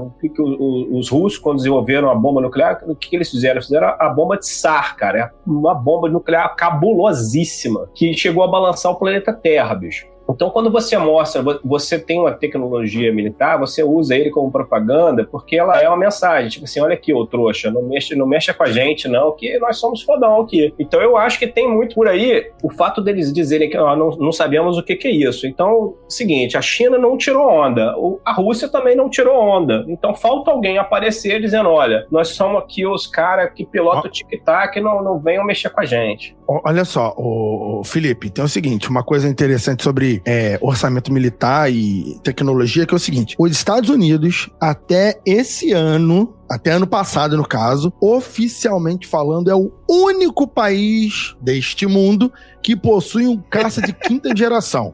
Gostei do deste mundo. É o único país que possui um caça funcional plenamente de quinta geração. Todos os outros países, os caças mais avançados, lá atrás, na rabeira, são chamados de quarta geração, e supostamente no ano 2020 a China e a Rússia estariam lançando um caça de quinta geração, e ele não é plenamente funcional, ainda depende de vários testes. Só que o caça americano ele foi lançado em 2005. Os Estados Unidos é o único que tem um caça de quinta geração há 15 anos. Então, repare, enquanto as outras potências estão tentando lançar o seu de quinta geração em 2020, tá? Estão em 2021 em teste. Os Estados Unidos já anunciou, quando a Rússia e a China anunciaram o de quinta geração, os Estados Unidos disse que até nos próximos 4 anos, se eu não me engano, ele está para lançar o de sexta geração plenamente funcional, tá? Então, a tecnologia americana, ela só precisa ser mostrada enquanto os outros países não mostraram a deles. Quando o outro pode falar, eu tô com de quinta geração aqui, o americano, mas eu já tenho de sexta. Quando eles baterem com o pau, o meu é de 15 centímetros, e lá o americano, o meu é 16. Guerra eterna. Então, assim, se o tic-tac fosse de qualquer outro país, Rússia, China, Coreia, eu acho que aí teríamos o problema. Se o tic-tac for do próprio Estados Unidos pra fazer essa propaganda, como o Lucas falou, chamar a atenção, aí faria um sentido. Mas se fosse de qualquer outro país, aí teria um problema, talvez. É que o problema é que esse argumento então os alienígenas fazem mais sentido, né? Tipo, tudo bem, é uma teoria da conspiração. Mas pra mim faz, eu sou Jacaúna, esqueceu? Pra mim faz. Eu acho que a gente podia dar uma olhada no que os outros países estão fazendo, porque o senhor Japão, ele viu a cagada que deu com o tic-tac nos Estados Unidos e, nossa senhora, vazaram tudo quanto é informação, eles tiveram que dar pra trás, admitirem que estavam mentindo, admitir que tinha orçamento fantasma, meu Deus. Então o que eles fizeram no Japão? Eles passaram um protocolo deles de como lidar com esse tipo de vazamento, e a boca pequena que não passou só no Japão, tá? Vários outros países olharam, a gente tem que realmente ficar preocupado na era da informação, é muito mais fácil vazar esse tipo de coisa, o cara baixa ali o ponto MP4 de 10 segundos de um vídeo, lança na internet e daqui um mês a gente tá tendo que admitir que a gente tá planejando algum tipo de arma nova e que a gente não queria mostrar público ainda, a gente vai ter que dar pra trás. Então, o ex-ministro da Defesa, o Kono Taro, anunciou a criação de um protocolo de registro de avistamento de OVNI, o que é interessante porque o Japão é enfático contra qualquer tipo de tema alienígena ou de ufologia. O Japão sempre teve uma posição muito rígida de ufologia é tudo pataquada e alien é tudo conversa mole, isso daí é coisa de maluco e de ridicularizar e de falar, não, isso daí é tudo invenção de todo mundo. E essa é a primeira vez que a gente tem do Japão, de forma pública, falando na existência de objetos voadores não identificados. E falando de, olha, vai que a gente encontre é bom a gente ter um protocolo pra saber o que fazer, né? Então já é uma mudança de postura dos outros países, o que é interessante. Não existe, mas se por acaso eu achar, tem aqui, né, o protocolo. A gente teve, no ano passado, no finalzinho do ano passado, lá pra novembro, né? O nosso não, né? O ex-presidente dos Estados Unidos.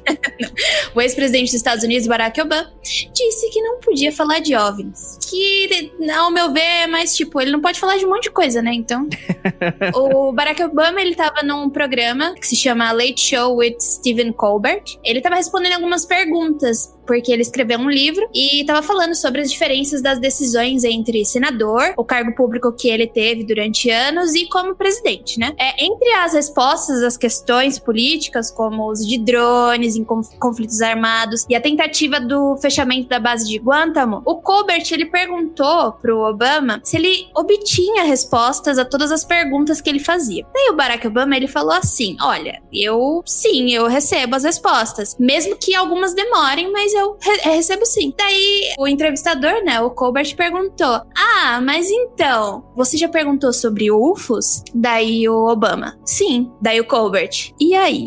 Daí o Obama, não posso comentar sobre isso. O Obama ainda comentou sobre Roswell, né, que o Roswell antes era a maior conspiração de todas e que hoje chega a ser quase inofensivo a ideia de que o governo dos Estados Unidos podia estar na posse de alguma nave alienígena, né, e que isso não é quase nada em relação ao que se tem hoje. Então, foi mais ou menos isso que aconteceu com o Obama. Ele jogou um verde pra ver se colhe o maduro, né? Ele não falou nada, mas também disse que não falou. A parada dele foi essa, foi deixar tudo bem aberto, né? Cara, eu fico realmente preocupado, assim, quando eu vejo político fazendo propaganda política, porque político só faz isso, quando ele tá em entrevista, quando ele tá dando comício, é propaganda política. Ele tá adiantando dele. Não vamos ser bobo, galera. E político trazendo OVNI como pauta, porque eu acho que ele abre uma margem pra gente começar a não levar os problemas que os políticos realmente tinham que prestar atenção a sério, assim, sabe? Mas enquanto tiver no âmbito, assim, de programa de comédia, como Stephen Colbert, por exemplo, ou até mesmo Trump pedindo a painel pra investigar esses orçamentos secretos aí que o Pentágono tava torrando grana, pra mim eu acho super válido, tá? Eu acho mega válido político abordar esse tema, e assim como qualquer outro tema social, o político tinha mesmo que abordar. Não, quando o Reagan na ONU lá, ele fez aquele discurso famoso da União com a União Soviética, né? Ele usou a ideia o conceito de uma invasão extraterrestre. Ele falou que se de uma hora para outra a gente descobre que vai ter uma invasão na Terra, imediatamente as grandes potências, que ali era o período da Guerra Fria, as grandes potências se uniriam, né, contra um inimigo em comum. Eu tenho certeza disso. Acho que foi, para mim, ali a melhor bandeira de trazer extraterrestre que um político pôde fazer foi essa, porque efetivamente é verdade, cara. A hora que o bicho pegar, que é igual irmão, né? O irmão sai na porrada, mas deixa um menino de outro condomínio bater no teu irmão, que na mesma hora tu fica aliado do teu irmão, né, cara? Vira guerra, né? Aí apanha os dois, né? E como a gente aprende. Apanha, né? Dependendo dos amigos lá, né? Cara... Aqui no Rio morre, né? Mas nem apanha. Cara, vamos lá. Essa notícia foi interessante e tal. Teve a queda do OVNI de Magé, que assim, o Felipe, tem alguma coisa séria dessa história de Magé? O que tu andou vendo aí? O negócio de Magé, cara, foi aqui, eu tô aqui do lado, né, bicho? Aconteceu um negócio engraçado que eu tenho pra contar do negócio de Magé. No dia do negócio que aconteceu o negócio de Magé, eu nem tava sabendo, cara, que aconteceu. Foi um dia que eu saí tarde lá do estúdio, eu fiquei olhando pras estrelas, cara, e pensei assim, porra, isso é da hora ver um disco voador. E eu pensei essa porra naquele dia, cara. E aí eu fui pra casa, beleza, não vi nada. Tu que invocou, hein? Aí o seguinte, no dia seguinte de manhã, quando eu cheguei, a minha vizinha lá do estúdio veio correndo falar comigo, porra, apareceu um disco voador aqui, sobrevoou, e o caralho. Eu falei, você tá de sacanagem comigo. Ela ficou, fiquei vendo vários minutos, ele ficou fazendo movimentos aqui e tal, rodou, foi lá na frente, que ela mora no alto do morro, assim, na casa dela tem vários níveis, assim, no último nível é o quarto dela, que é tipo uma escadinha que sobe pra, tipo uma escotilha, assim, é muito louco a casa dela. E ela tem uma visão que ela consegue ver até o Cristo Redentor. E ela descreveu, cara, uma movimentação ufológica ali. Mas o mais louco de tudo é o seguinte, que ela é super cética e ela não acredita, tá ligado? Então, aí eu falei pra ela, pô, mas você pode dar esse depoimento, um amigo nosso lá tá investigando e tal. Ela se recusou, cara. E ela viu a porra do negócio, tanto que ela veio contar pra mim. Mas ela se recusou, ela falou, não, depois vão botar meu nome, depois já aparece meu nome, nego vai ficar falando que eu acredito nesses negócios, tal, vi, mas não sei o que era, uma luz passou aqui por cima do estúdio, ficou voando aqui e tal, e deu a direção, mais ou menos, a direção pra onde que ela disse que voou, de fato, a direção ali na reta de São Gonçalo, você puxar uma reta ali, vai passar pelos fundos da Baía de Guanabara, vai lá em Magé, meu. Então, assim, foi naquele dia um avistamento do lado do meu estúdio, com uma pessoa idônea, essa pessoa que eu conheço há muitos anos e tal. Disco voador devia estar muito perdido pra aparecer em São Gonçalo, bicho. Não, é o seguinte, parece que ele... Foi abatido. E a galera tinha visto em outro lugar também do Grande Rio, ali da Baixada. Não era só de Magé, não. Teve uma série de avistamentos, parece, inclusive filmagens, e aí depois, no dia seguinte, deu a história de Magé lá. Então, a gente não sabe se o negócio de Magé é real ou não, se é uma lenda. Mas, assim, houve um evento ufológico ali, na região aqui, na véspera mesmo. Então, o evento de Magé, ele não foi perto do lançamento do Starlink, se não me engano. 12 de maio. Foi a mesma, se não me engano. Esse foi o lançamento do Starlink, né? O do Magé foi o quê? Dia 10? Tu tá falando que o satélite do Elon Musk caiu aqui em Magé, é isso? Não, tava passando. O Starlink, pra quem tá meio perdido, ele é um projeto da SpaceX de colocar uma porrada de satélite em círculo, em fileirinha, assim, um atrás do outro.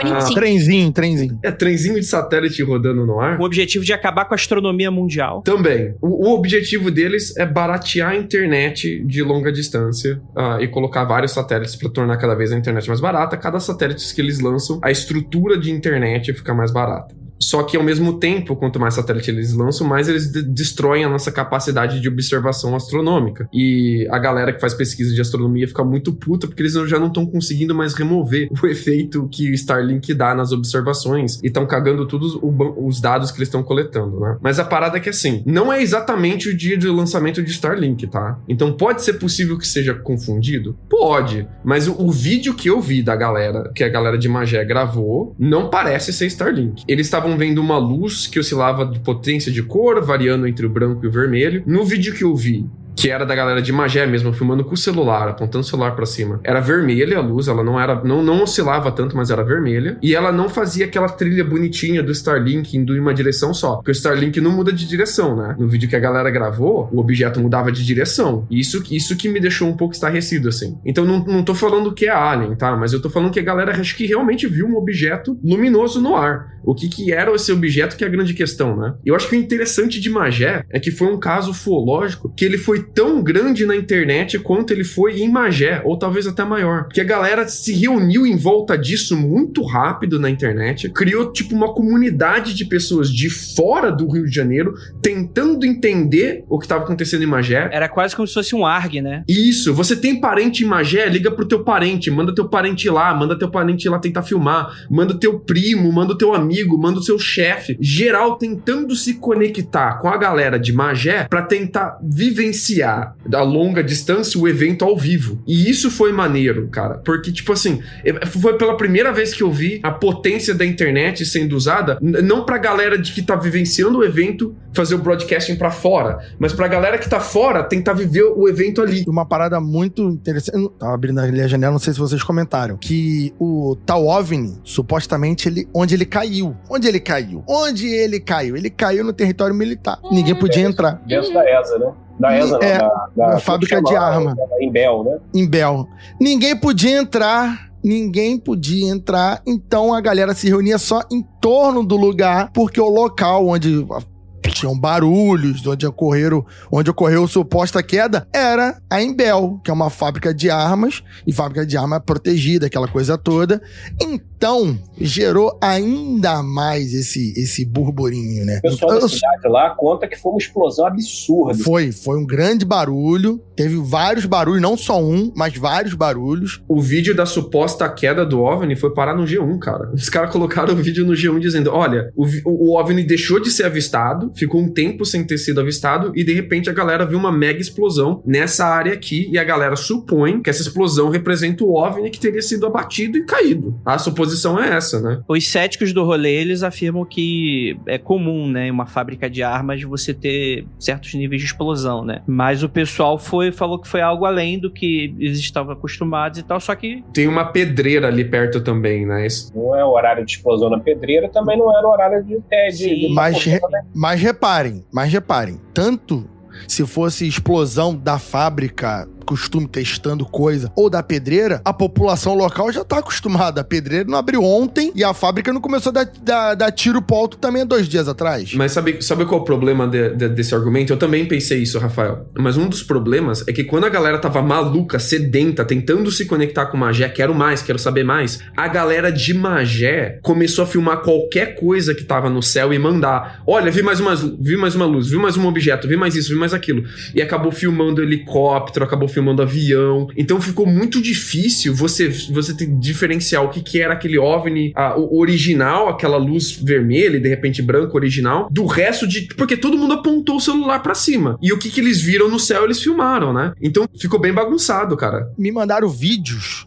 Caraca, lá do caminhão do exército indo pra Magé. Aí um amigo do militar falou, cara, esse caminhão não é nem do Brasil.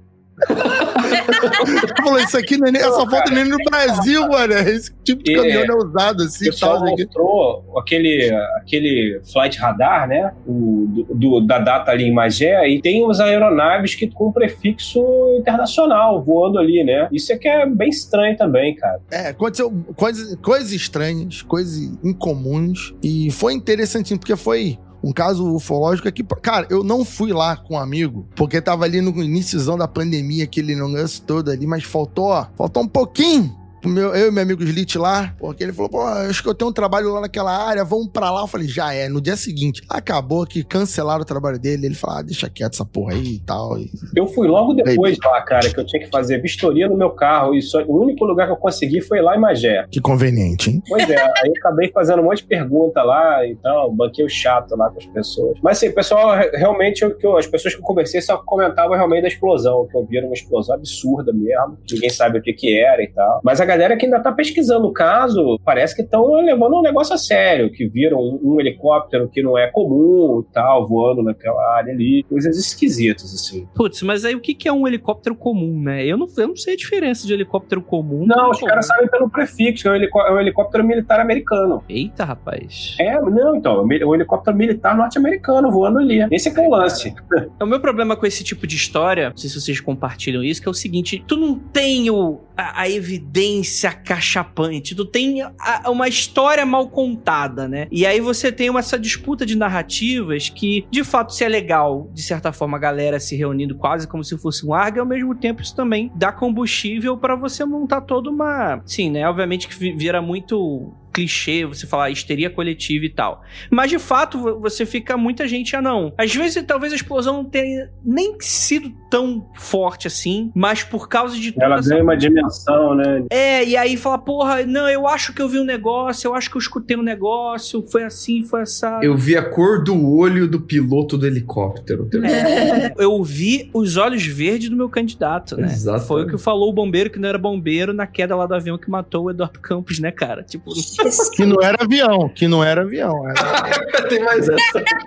Parece que tem o lance também do cara que tentou voar com o drone, né? Pra ver se ele viu alguma coisa e derrubaram o drone do cara, né? Eu acho que assim, se a gente quer ser chato de falar que... E eu gosto de ser chato. Se eu quero ser chato de falar que a gente sabe. Que magia é falta a prova cabal, a gente tem que abrir um pouco a mão e falar, essa prova tem no Tic-Tac. Porque, tipo, o que mais de prova cabal a gente precisa do que o Tic-Tac apresenta, sacou? Porque ali a gente tem vídeo, a gente tem áudio, a gente tem governo admitindo, a gente tem os oficiais admitindo que é isso mesmo, sacou? Se pra Magé a gente vai olhar pra Magé e dizer assim, pra Magé falta evidências, e eu concordo que falta, a gente tem que olhar pro Tic-Tac e falar, então é isso daqui que a gente precisa. Tem que ter eu acreditando, Lucas. Aí é bem difícil, Jay, aí é bem difícil. Você só vai acreditar no dia que apareceu o elemento 115 e mostrar pela frente assim, ó. Deixa. 115 apresentado assim, lá na sua faculdade, alguém falou assim: esse aqui é o elemento 115, faz as coisas voar. Mas, até para as coisas da física, eu já tenho um pouco de dificuldade, eu preciso ir lá, tá, me falaram, daí a gente vai lá, abre a conta, deve ver o conceito físico, se tá dando certo, entendeu? É um processo, não é só porque você me falou e viu e apresentou uns negocinhos que eu vou acreditar, tem um monte de outra coisa que dá pra falsear e etc. É só como, infelizmente, como o meu cérebro funciona, hein? Vamos tentar replicar esse paper? Será que dá pra fazer em casa? Vamos tentar fazer com o que tem em casa? Tem cartolina, tem, entendeu? Fazer o arte-ataque do... Qual que é a parada que eu vi você fazendo em casa no Instagram esses dias, Jay? Com a parada de luz que você fez? Espectrômetro. Você fez o espectrômetro. E ele, a gente tem, é um negocinho que a gente vai pegar a luz branca e vai transformar, entre aspas, ela vai decompor ela em todas as cores do espectro visível, né? E isso é um aparelhinho super caro pra cacete. E daí meu professor pegou e falou assim, vamos fazer ele. E dá pra fazer com caixa de... Pasta de dente. Você só precisa, tipo, fazer a fenda mais fininha, você precisa pegar um CD, que eu não sei se as pessoas têm CD. J. Tony Stark.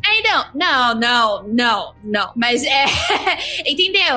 Existem várias coisas que eu preciso, não é porque me falaram, porque tá escrito no livro, ou porque, que nem o Lucas tava falando do paradoxo de Fermi. A gente, obviamente, tem alguns conceitos confortáveis que explicam coisas que a gente não consegue explicar direito, mas toda ciência, ela precisa ser falseada também. Eu não tô falando só do método científico, porque conhecimento não é só criado pelo método científico. Mas você precisa trabalhar por um tempo naquela situação pra você ver se ela é falsa ou verdadeira. Demora anos, demora vidas às vezes, entendeu? Então... E esse ano é um ano de luto também, porque caiu um dos maiores símbolos da pesquisa ufológica dos anos, da galera um pouco mais das antigas, né? Que foi a queda do radiotelescópico de Arecibo, que deixou geral tristão, né? Né? Foi muito, muito triste. O desabamento, né? Não, se você chegou a ver o vídeo, é muito, muito doido, cara. É aquele no México? Não, é Porto Rico, galera. Porto Rico. Porto Rico. É aquele da abertura da segunda temporada do Arquivo X? Isso! Ele que é tipo um vulcão, assim, né? Uma boca do uma cratera, né? É, isso aí. Ele é o segundo maior radiotelescópio do mundo, e ele foi interditado porque os cabos de aço que seguram o grande disco, que é emblemático, aquele mega disco e tal, os cabos já não estavam aguentando direito, e eles tinham marcado pra fazer demolição controlada e tentar remover aquilo dali, né? Porque é uma parada que é tão enorme, cara, que você não tem como remover ela, você tem como desabar, destruir e fazer outra coisa ali. Você não tem como tirar ela dali, não. Mas acabou que ele caiu antes da galera fazer o desabamento controlado, ele desabou descontroladamente no dia 1º de dezembro aí, dando uma tristeza geral, assim, na galera. Por que ele é tão famoso, o telescópio de Arecibo? Por causa do projeto 7, né? Que era o projeto de ferramenta de busca de vida extraterrestre oficial científico, que era chancelado pelo Carl Sagan e tal,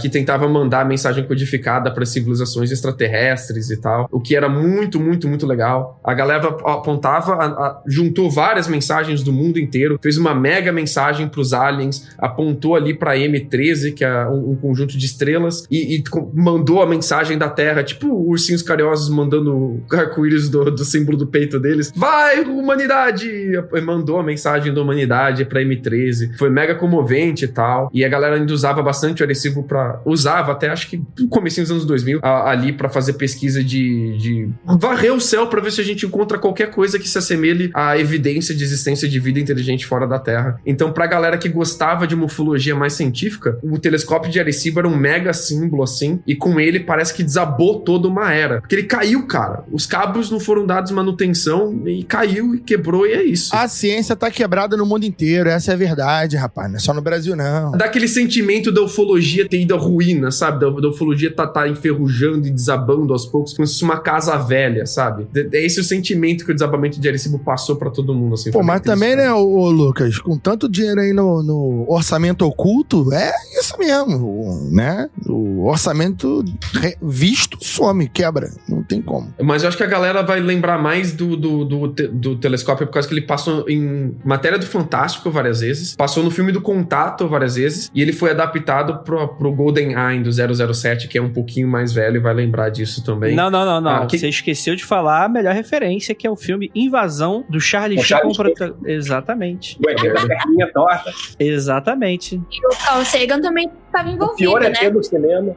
Sim. Esse filme é bom, pô. Esse filme é bom. Eu joguei 007 GoldenEye pra Nintendo 64 e eu lembro da fase que era na antena Cradle, que era ali a versão do GoldenEye do Arecibo, né? Então eu lembro dessa fase, cara. Me dá uma puta nostalgia lembrar dele. Que triste, mano. E falando nessa ufologia mais científica aí, se alguém tiver interessado de fato em dar uma olhadinha em vida microbiana, tem a notícia que eu comentei no começo do episódio de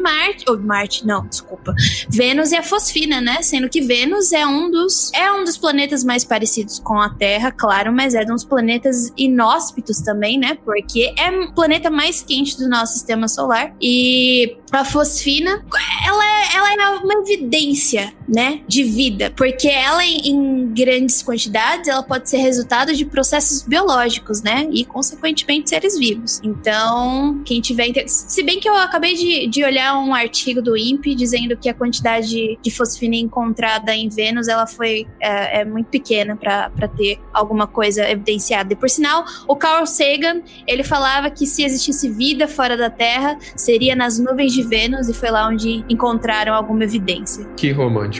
Isso bem irônico. Não é mais 2020, já 2021, mas ainda dia 1º de janeiro, então a gente disse que tá valendo. Mas rolou um OVNI também no Havaí, né? Parece não sei se chegaram a ver. Calor desse, pô, você também ia pro Havaí também. Parece uma asa azul, assim, um formato mais ou menos de V, assim, e que parece que ele se mexia também. Vem devagarzinho, né, cara? Uma parada monstruosa, parece ser muito grande, luminoso, mas uma luz, não aquele luminoso de brilho, de luz de farol, assim, mas um luminoso mais de neon, assim, um azul mais escuro. Ele parece uma asa que se abre, meio que se fecha, assim, e ele passou em cima do Havaí, ele foi confirmado depois, viu? A galera lá do Observatório de Havaí confirmou mesmo, passou uma parada assim, ninguém sabe. Ela ligou, chamaram a polícia, né? Muita gente achou que era um avião caindo, né? Que tava caindo e parece que caiu mesmo, parece que ele entrou, ou caiu, ou entrou. Foi descendo devagarzinho. sozinho. Aí virou OGNI. Aí já foi, pô. Outra categoria. Outro programa. Aí os caras foram lá, não encontraram nada, né? Esse foi bem doido mesmo, porque ele passou devagar, todo mundo falou, caralho, um OVNI. Aí ele entrou no mar e todo mundo falou, meu Deus, vamos lá. Caralho, OVNI. Aí foram lá, caralho, nada. E foi muito doido. E, tipo, passou na mídia, passou isso nos Estados Unidos também, bastante no dia 1º, no dia 2º, porque o Havaí faz parte dos Estados Unidos. E ficou muito por isso mesmo, assim. Foi uma coisa que todo mundo falou, caralho, que estranho. E, tipo, acabou. O que eu achei sensacional, que não foi agora, mas ele, como a gente falou do caso do Tic Tac, ele tá no grupamento das evidências da época do Tic Tac. Teve um depoimento de um militar que ele tava lá, cara, eu tinha até o nome do cara aqui, não sei, um piloto, e ele contou um caso muito louco, cara, que esse é duro de acreditar, mas ele falou que durante 6 meses apareceu na costa oeste lá dos Estados Unidos uma nave, cara, que ficava parada no ar. Tenente Ryan Graves, o cara que é um piloto do FA-18. E ele conta que essa nave aparecia. Durante 6 meses, a porra da nave ficou aparecendo no mesmo lugar. E ela ficava o dia todo, cara, parada, no mesmo lugar. E mais de 12 horas. Aí ele conta isso. Ele fala o seguinte: manter uma aeronave no ar requer uma quantidade enorme de energia. Com a velocidade que nós observamos, ficar 12 horas no ar são 11 horas a mais do que a tecnologia mais avançada que nós temos permite. E aí é o seguinte, a nave ficava lá. Aí o pessoal decolava do Nimitz e iam lá. Fala, não, vai lá, tira aquela porra de lá. Os aviões iam pra lá e a nave subia pro espaço. Aí eles voltavam pro porta-avião. No que eles voltavam pro porta-avião, o bagulho voltava pro mesmo lugar lá de novo. Ficava 6 meses fazendo isso, cara. E saindo do lugar. Então você vê, o volume de informação que os americanos têm desse troço, só desse fenômeno que ficou 6 meses no mesmo lugar, eles, porra, devem ter botado umas puta luneta pra olhar o troço de perto e tal. Eles sabem, o cara detalhou como é que é a forma dele e tal. E ele ficava a 30 mil pés, cara. Tu falou o nome dele e eu lembrei disso, fui buscar e eu li sobre isso no New York Times em maio, cara. Quando bombou a parada do Tic Tac, ele deu entrevista pro New York Times e ele contou que, assim, a gente tem naves que conseguem voar a 30 mil pés e a gente tem naves que conseguem voar a velocidade que ele tava vendo. Mas o que ele falava é que a aceleração e desaceleração era tão rápida que não tinha como ser humano ali dentro. O humano ia virar espaguete ali dentro, né? Não ia dar certo. Então, ele falou, olha, eu tô falando isso daqui, meus amigos vão ficar tudo depois me zoando, eu vou ser desacreditado, mas todos eles viram também, e de geral tem uma história dessa dentro da marinha diferente, que viu em algum lugar diferente, é que a gente não conta pra depois não virar chacota mesmo. 6 meses é foda, né? Cara, meio ano, cara, nave no mesmo lugar, meu irmão. Pô, você imaginar que a tecnologia de ponta do planeta, né, que provavelmente vem do sistema de defesa americano, não dá conta de investigar o que é, né, caso seja real. É pra você chegar pra aquele teu amigo, ouvinte, que fala assim, mas depois que inventaram câmera fotográfica não se tem mais relato ufológico, e falar pra ele, tem pra caramba, 2020 tava cheio, é que você só tem acesso aos assuntos do seu interesse, assim como todo mundo. Eu me fecho na minha bolha no Twitter, eu me fecho na minha bolha de amigos, e a gente tem nossos assuntos e nossos interesses em comum, e só chega a mim as coisas que são do meu interesse. É muito difícil chegar algo que é fora do meu interesse pra mim. Tem que ser algo grandioso da mídia internacional, como é o Tic Tac, pra quebrar esse estigma de não chegar as coisas fora do seu interesse. Então não é que não existe, é que você não tá olhando pra isso, cara. E isso é interessante que isso não aconteceu em 2020, né? Mas teve lá pra 2013, 2014 também, uns lances muito esquisitos no Acre, né? Em uma população de aldeia indígena que começou a sofrer uma série de ataques, que lembra muito o caso do Operação Prato, né? Lembra muito. E os índios estavam sendo atacados pela parada, né? Eles denunciaram, só que... Por que a notícia de 2020? Porque a Polícia Federal só foi lá em 2020. Demorou 6 anos pra ir lá e coletaram os depoimentos e tal. E, tipo assim, ataque clássico enfim, do que a gente tá acostumado no folclore alienígena, né? Do laser, né? E aí a pessoa sofre uma série de... Mulher que perdeu o bebê, né, cara? Caiu, né? Atingida, perdeu os movimentos e caiu de barriga no chão. Sim. Perdeu o bebê. E aí você cai, infelizmente, também naquela coisa do tipo assim, é algo que automaticamente a gente faz, né? Acaba virando argumento também, né? Pra gente levar a sério tem que ser um militar, né? Que é aquela coisa que tem algo a perder e tal, né? Pra alguém que é de uma população indígena ou até mesmo população rural, né? A gente, enfim, eu tô falando a gente como sociedade, né? Sociedade civilizada, colonizada, né? É tipo, não, são burros, né? Não conseguem compreender, é outra parada, não sei das quantas, mas eu acho muito interessante interessante, né? Porque eu acho que não tem muito motivo pra tribo indígena estar inventando o ET, né, cara? Seria esquisito se... Eu acho que seria um indício de que o fenômeno UFO é puramente um mito moderno se ele só acontecesse na nossa cultura. É justamente o fato do fenômeno UFO ser transcultural na Terra é que torna ele, pra mim, uma dimensão para além da questão. Tem essa questão do folclore e tal, dessa coisa midiática, mas eu acho que ele transcende, entendeu? Eu acho que já estava aqui há muitos e muitos anos atrás e continua, e eu também não acho que vá assim, igual o Nick Pope agora falou que agora vem novas revelações, ele tem certeza que tudo vai mudar, mas esse cara tá falando isso há 30 anos. Não sei se é isso não, entendeu? Acho que o fenômeno ele é meio que endêmico. O que acontece é que as pessoas estão acostumadas a um negócio hollywoodiano, um negócio espetacular. E o que a pesquisa ufológica de verdade, ela é chata, cara. Ela é você investigar, você tem que conversar com o testemunho, tem que ficar ligando, enchendo o saco das pessoas, ficar apurreando a mulher, pra mulher poder falar, pra gravar o depoimento. A pesquisa ufológica, os ufólogos de verdade, eles estão entrando em extinção. O que tá ficando são só esses caras que são showman, o Tsukalos, eles são esses caras que dão palestra, que lançam livro, fazem um espetáculo, né? Mas assim, a pesquisa mesmo ali, no pau da goiaba, que é o cara que vai em campo... No pau da goiaba. Né? É outro lance, entendeu? E o fenômeno UFO, ele é errático, então tem período que ele acontece mais, tem período que acontece menos e tal. Volta naquele assunto que a gente falou já, das ondas, né? Eu acho engraçado você ter comentado isso, que o ufólogo de verdade está desaparecendo e só tem showman, que o Kenneth Arnold tem uma crítica lá no início dos anos 80 falando exatamente a mesma coisa. Falou, pô, cara, quando eu vi o disco voador, eu tentei virar pesquisador, tentei fazer pesquisa de campo, tomar relato, angariar evidência, tentei fazer um negócio sério. E hoje eu vejo os caras só dando palestra com ele falava em slideshow, né? Que são aqueles slides de fotozinho em luz ainda, né? Ele falou, pô, os caras ganhando mó grana com slideshow e palestra, eu devia ter feito isso. Desestimula, né, uma pesquisa séria relacionada a isso. Não que seja problema ganhar dinheiro, né, mas tá claro que quando você tem essa situação super mercantilizada, aquela nova grande evidência meio esquisita começa a aparecer, né, e começa a inundar. Parece que formou uma opinião e eles só querem agora simplesmente informações que corroborem aquela opinião já formada e eles ficam ali só pedindo, demandando aquele negócio. Então, se você tem uma demanda uma demanda comercial qualquer, alguém vai atender, alguém vai ganhar esse dinheiro. Hoje é o history, né?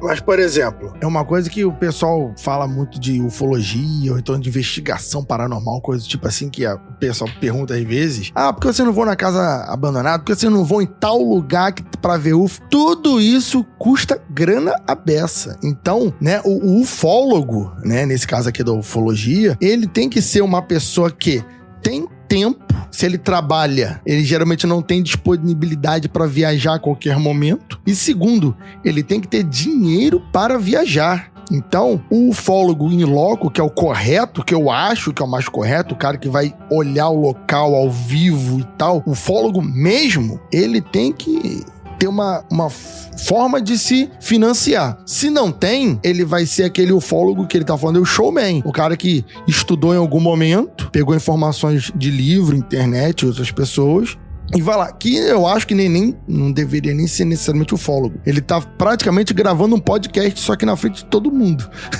Entendeu? O podcast ao vivo é uma palestra. É coach de ufologia. Porque assim, pessoal, porque você não vai...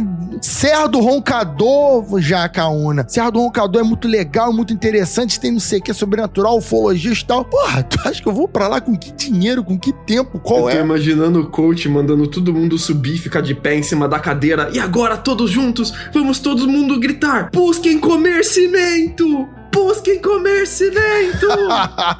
Purasta. Assim, com a física e com o coach quântico, né? Estudar os bagulho da física quântica é difícil pra cacete agora, ser showman. É difícil, é fácil. Tem um coach que me ensina. É verdade, eu não posso falar que física quântica é difícil, é fácil. fácil. Eu investi R$35 mil. Mas resolveu, você ganhou dinheiro com isso? Não. Muda de assunto. Mas, cara, eu vou tentar aqui fazer uma projeção, me arriscando aqui, pra alguém que não entende, tá? Talvez isso é até um pouco desrespeitoso com quem tá aí há bastante tempo nisso. Mas eu acho que, de fato, a gente tá se encaminhando muito pra uma cisão da ufologia invariavelmente morrer, porque é uma galera que, infelizmente, tá de fato morrendo, tá envelhecendo, né? Em que você não tem dinheiro, de fato, porque você imagina, onde é que você vai pesquisar uma parada aí, a gente falou do Tic-Tac, mas diversos outros fenômenos aéreos não identificados. Cara, você vai precisar aí da grana, de orçamento de instituições de grande porte, né? Pesquisa do exército, mesmo áreas civis, mas grandes organizações e tal. Então a tendência é que haja, de fato, na minha concepção, né? Projetando isso, meio que uma cisão, né? Porque hoje em dia não basta mais testemunha, né? Não que não seja interessante, não que não seja importante, pelo contrário, eu até acho que é, né? Mas que você vai topar naquele limite ali, você não tem mais pra onde você ir, cara. E isso é muito triste, né? Porque é quase como se houvesse meio que um monopólio de pesquisa, né? Nessas áreas. A gente tá chegando num ponto em que, tipo assim, é igual aquela coisa, tipo assim, não existem mais os grandes inventores da humanidade, né? Você tem as grandes corporações que vão investir dinheiro, porque para avançar um pouquinho mais, você precisa de hoje milhões, bilhões de dólares pra alguma coisa, né? E eu acho que a ufologia tende a acabar nesse sentido pra nascer uma outra coisa, né? Você vê que aquele Bigelow lá, aquele milionário, sei lá se o cara é bilionário, sei que milionário, eu sei que ele é, tenho certeza absoluta. Ele botou o Jacques Vallée na equipe dele e montou uma equipe paralela e é totalmente desvinculada do governo. Ele tá fazendo... Todo mundo que aparece com uma amostra de evidência de nave e tal, o cara vem querendo comprar, mas vem firme mesmo. Eles vieram em cima do Edson e ele tá procurando pedaço de nave pra tudo quanto é lado, cara. A gente sempre acaba falando do Bigelow. Não tá gastando pouco, não.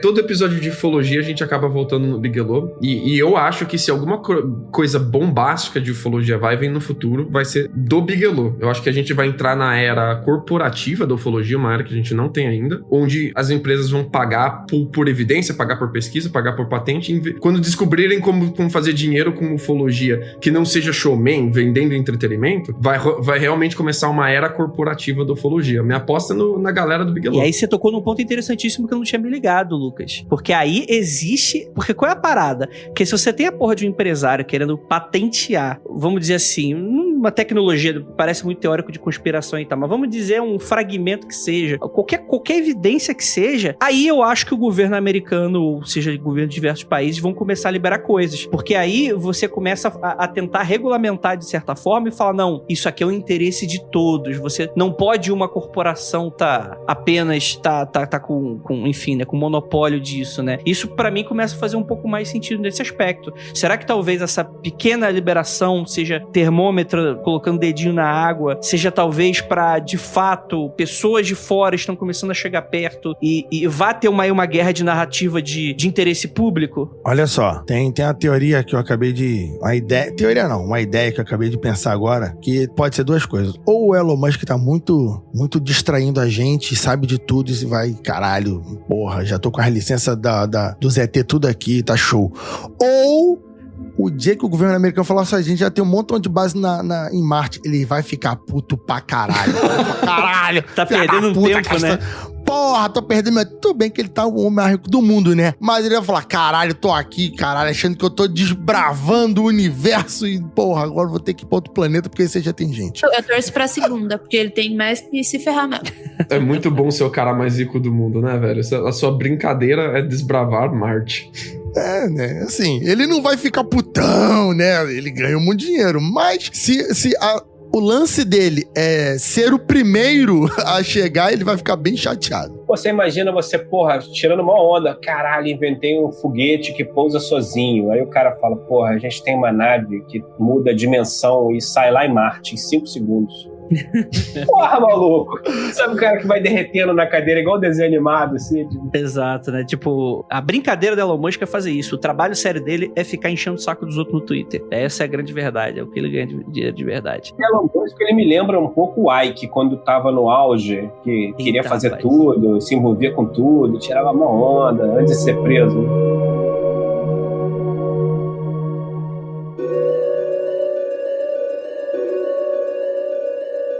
gente encerrar esse episódio, gostaria apenas de dar uma última informação. Existem rumores, que o pessoal tá comentando aí, que Varginha completa 25 anos em 2021. Ó, é um sinal, hein, Andrei? Não. Caralho, deixa eu terminar de falar, cacete. De que tem gente que se comprometeu que quando o caso fizesse 25 anos ia liberar coisa. Não fui eu. É você que tá aí na Unicamp. Fica de olho aí, gente. Não fui eu. E, cara, eu acho que isso vai ser... com certeza, a gente precisa refazer um episódio sobre Varginha, sem o Rafael, pra ele não decepcionar novamente a mim. Mas fica aí, né? 2021 promete ser um ano muito interessante pra caso... né? Não seja aí, né? O Congresso americano vai ser. Responde ao Trump. Sabe alguma coisa de Varginha? Cara, não, de Varginha eu não sei se saiu, né? Se chegou hoje é outra questão. Mas, gente, gostaria muito de agradecer muitíssimo a participação de todos vocês. Vocês que estão aqui, guerreiros, até o final dessa live maravilhosa. Pra vocês que estão escutando esse podcast. Jay, considerações finais. Nada existe feijoada. Sim, eu só acredito no semáforo. Brincadeira, gente. Brincadeiras à parte. Que eu falei com a questão do paradoxo de Fermi, eu vou ser a chata aqui. Eu não acredito que existam alienígenas querendo estar aqui. Os Estados Unidos já sabe. A gente já viu navinho. Acho que não, mas eu acredito na possibilidade de vida, sim, no universo, mas não da forma que a gente conhece aqui na Terra. Se quiserem me provar, tô aqui aberta, tá? Eu tô aqui pra ler. Vai dar um ponto nisso aí, menina. Hã? Tá aberta, vai dar ponto nisso aí. Vai sangrar até morrer. Puta que pariu, já acabou. Puta que pariu, já vai passar mertiolate, menina. Mas enfim, é isso. Eu acho que tem vida microbiana. Agora, assim, parecida com a nossa, creio que não. Mas, Jay, nem todo mundo que enxerga vê e nem todo mundo que vê enxerga. Você precisa abrir seus olhos. Abra os seus olhos. Tem que enxergar com o coração. Mas não é problema meu, entendeu? Esse é o ponto. Existem dois problemas, né? O que é meu e o que é seu, né? E o que não é. Exato. Exatamente. Rafael Jacaúna, considerações finais. Olha, assim como a Jay, eu acho que eu nunca vi nada de ufologia. Eu só sou entusiasta. Eu também tô doido aí pra ver esse zoinho assim, ó. Quando eu tô no ônibus olhando pro céu à noite, ou quando tô aqui em casa olhando pro céu. Tô doido pra ver um facho de luz estranho, uma nave, o Asta dando tchau, né? Tem gente que diz que eu fico mentindo, mas é verdade, gente. Eu nunca vi nada, não. Mas eu acho que esses 2 anos agora, esse 21 e o ano que vem, 22, não tô falando de política não, mas vai ser um ano movimentado na ufologia, muito movimentado. Abram seus olhos e frite. Que isso, Rafael? Luca Balaminuti, suas considerações finais. Eu acho que ufologia pode continuar sendo uma parada maneira, ela não precisa morrer e decair e tal, mas a gente precisa da galera se interessar e levar a sério, é só isso. E tem gente que interessa e leva a sério. Então, você vota hoje em dia, não só com o seu voto e não só com a carteira, mas com o seu like e com a sua atenção. Hoje, uma das coisas mais valiosas que você tem é sua atenção online, sua interação online. Então, escolhe dar atenção pra quem faz um trabalho legal, pra quem faz um trabalho sério, e não pra galera que tá morrendo de vontade de vender palestra, e não pra galera que quer bombar meme. Meme é legal, também gosto de meme e tal, mas encontra a galera que tá fazendo um trabalho legal e tenta dar atenção pra eles também. É isso. Se que fosse terminar falando, para de acreditar nessas porra de vídeo e vai procurar um emprego, né? Tipo, gasta energia com coisas que vão te dar dinheiro. Vai mandar currículo, caralho. Felipe, cara, muito bem-vindo novamente aí ao nosso podcast. Suas considerações finais, onde o pessoal te encontra, fazer um momento de jabá aí pra você. Gente, agradeço muito a oportunidade. Eu acredito em fenômeno ufológico, acho que é um fenômeno que tá aí há muitos e muitos anos e vai continuar. Ele eventualmente aumenta a quantidade de naves, a gente não sabe porquê, a ufologia não sabe explicar porquê, a ufologia, na verdade, está pesquisando para tentar descobrir a resposta dessas grandes questões e que eles estão fazendo aqui. Meu trabalho é de arte, tenho um trabalho de arte ufológica e gosto muito do assunto, então tenho o meu estúdio que é o obscura.arte.br. Lá eu tenho pôsteres, tenho os ETs, uns bonecos, naves, umas coisas legais assim, para decorar a casa de vocês, feto de extraterrestre. Então, se quiserem dar uma olhada lá, eu agradeço muito. E é isso aí. Então, por aí, sempre bolando uma novidade. É isso aí, gente. Recomendo muitíssimo, dê uma olhada na Obscura, que eu tenho certeza que vai ter alguma coisa que você vai querer comprar. E, gente, é isso. Gostaria muito de acreditar ou ato falho, ou o subconsciente. É um pôster.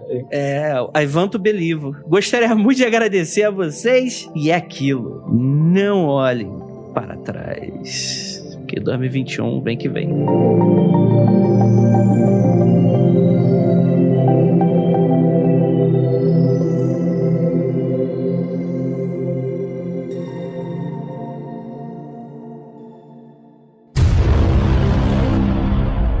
Sempre que o Andrei faz esse tipo de abertura, eu fico imaginando, tipo aqueles documentários do Discovery, do History, que tu vê ele todinho, chegando no final, não descobre porra nenhuma e tudo tá igual.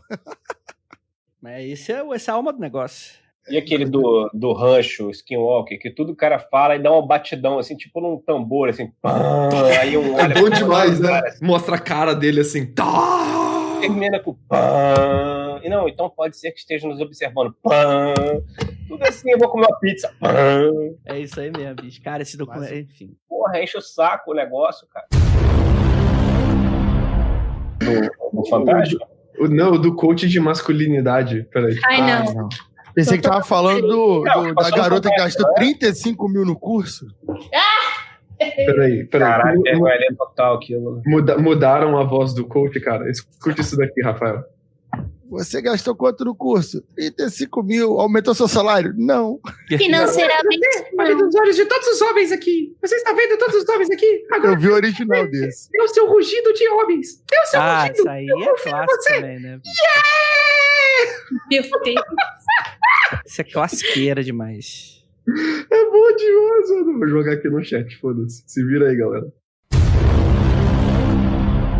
Esse vídeo, quando eu já tinha visto o original, ele é tão piada pronta que naquela seriado Fleabag, se não me engano, Fleabag, algo do tipo, tem um esquema desse, né? Tem uns caras que fazem um curso desse. E é muito esquisito, né? O cara faz um curso.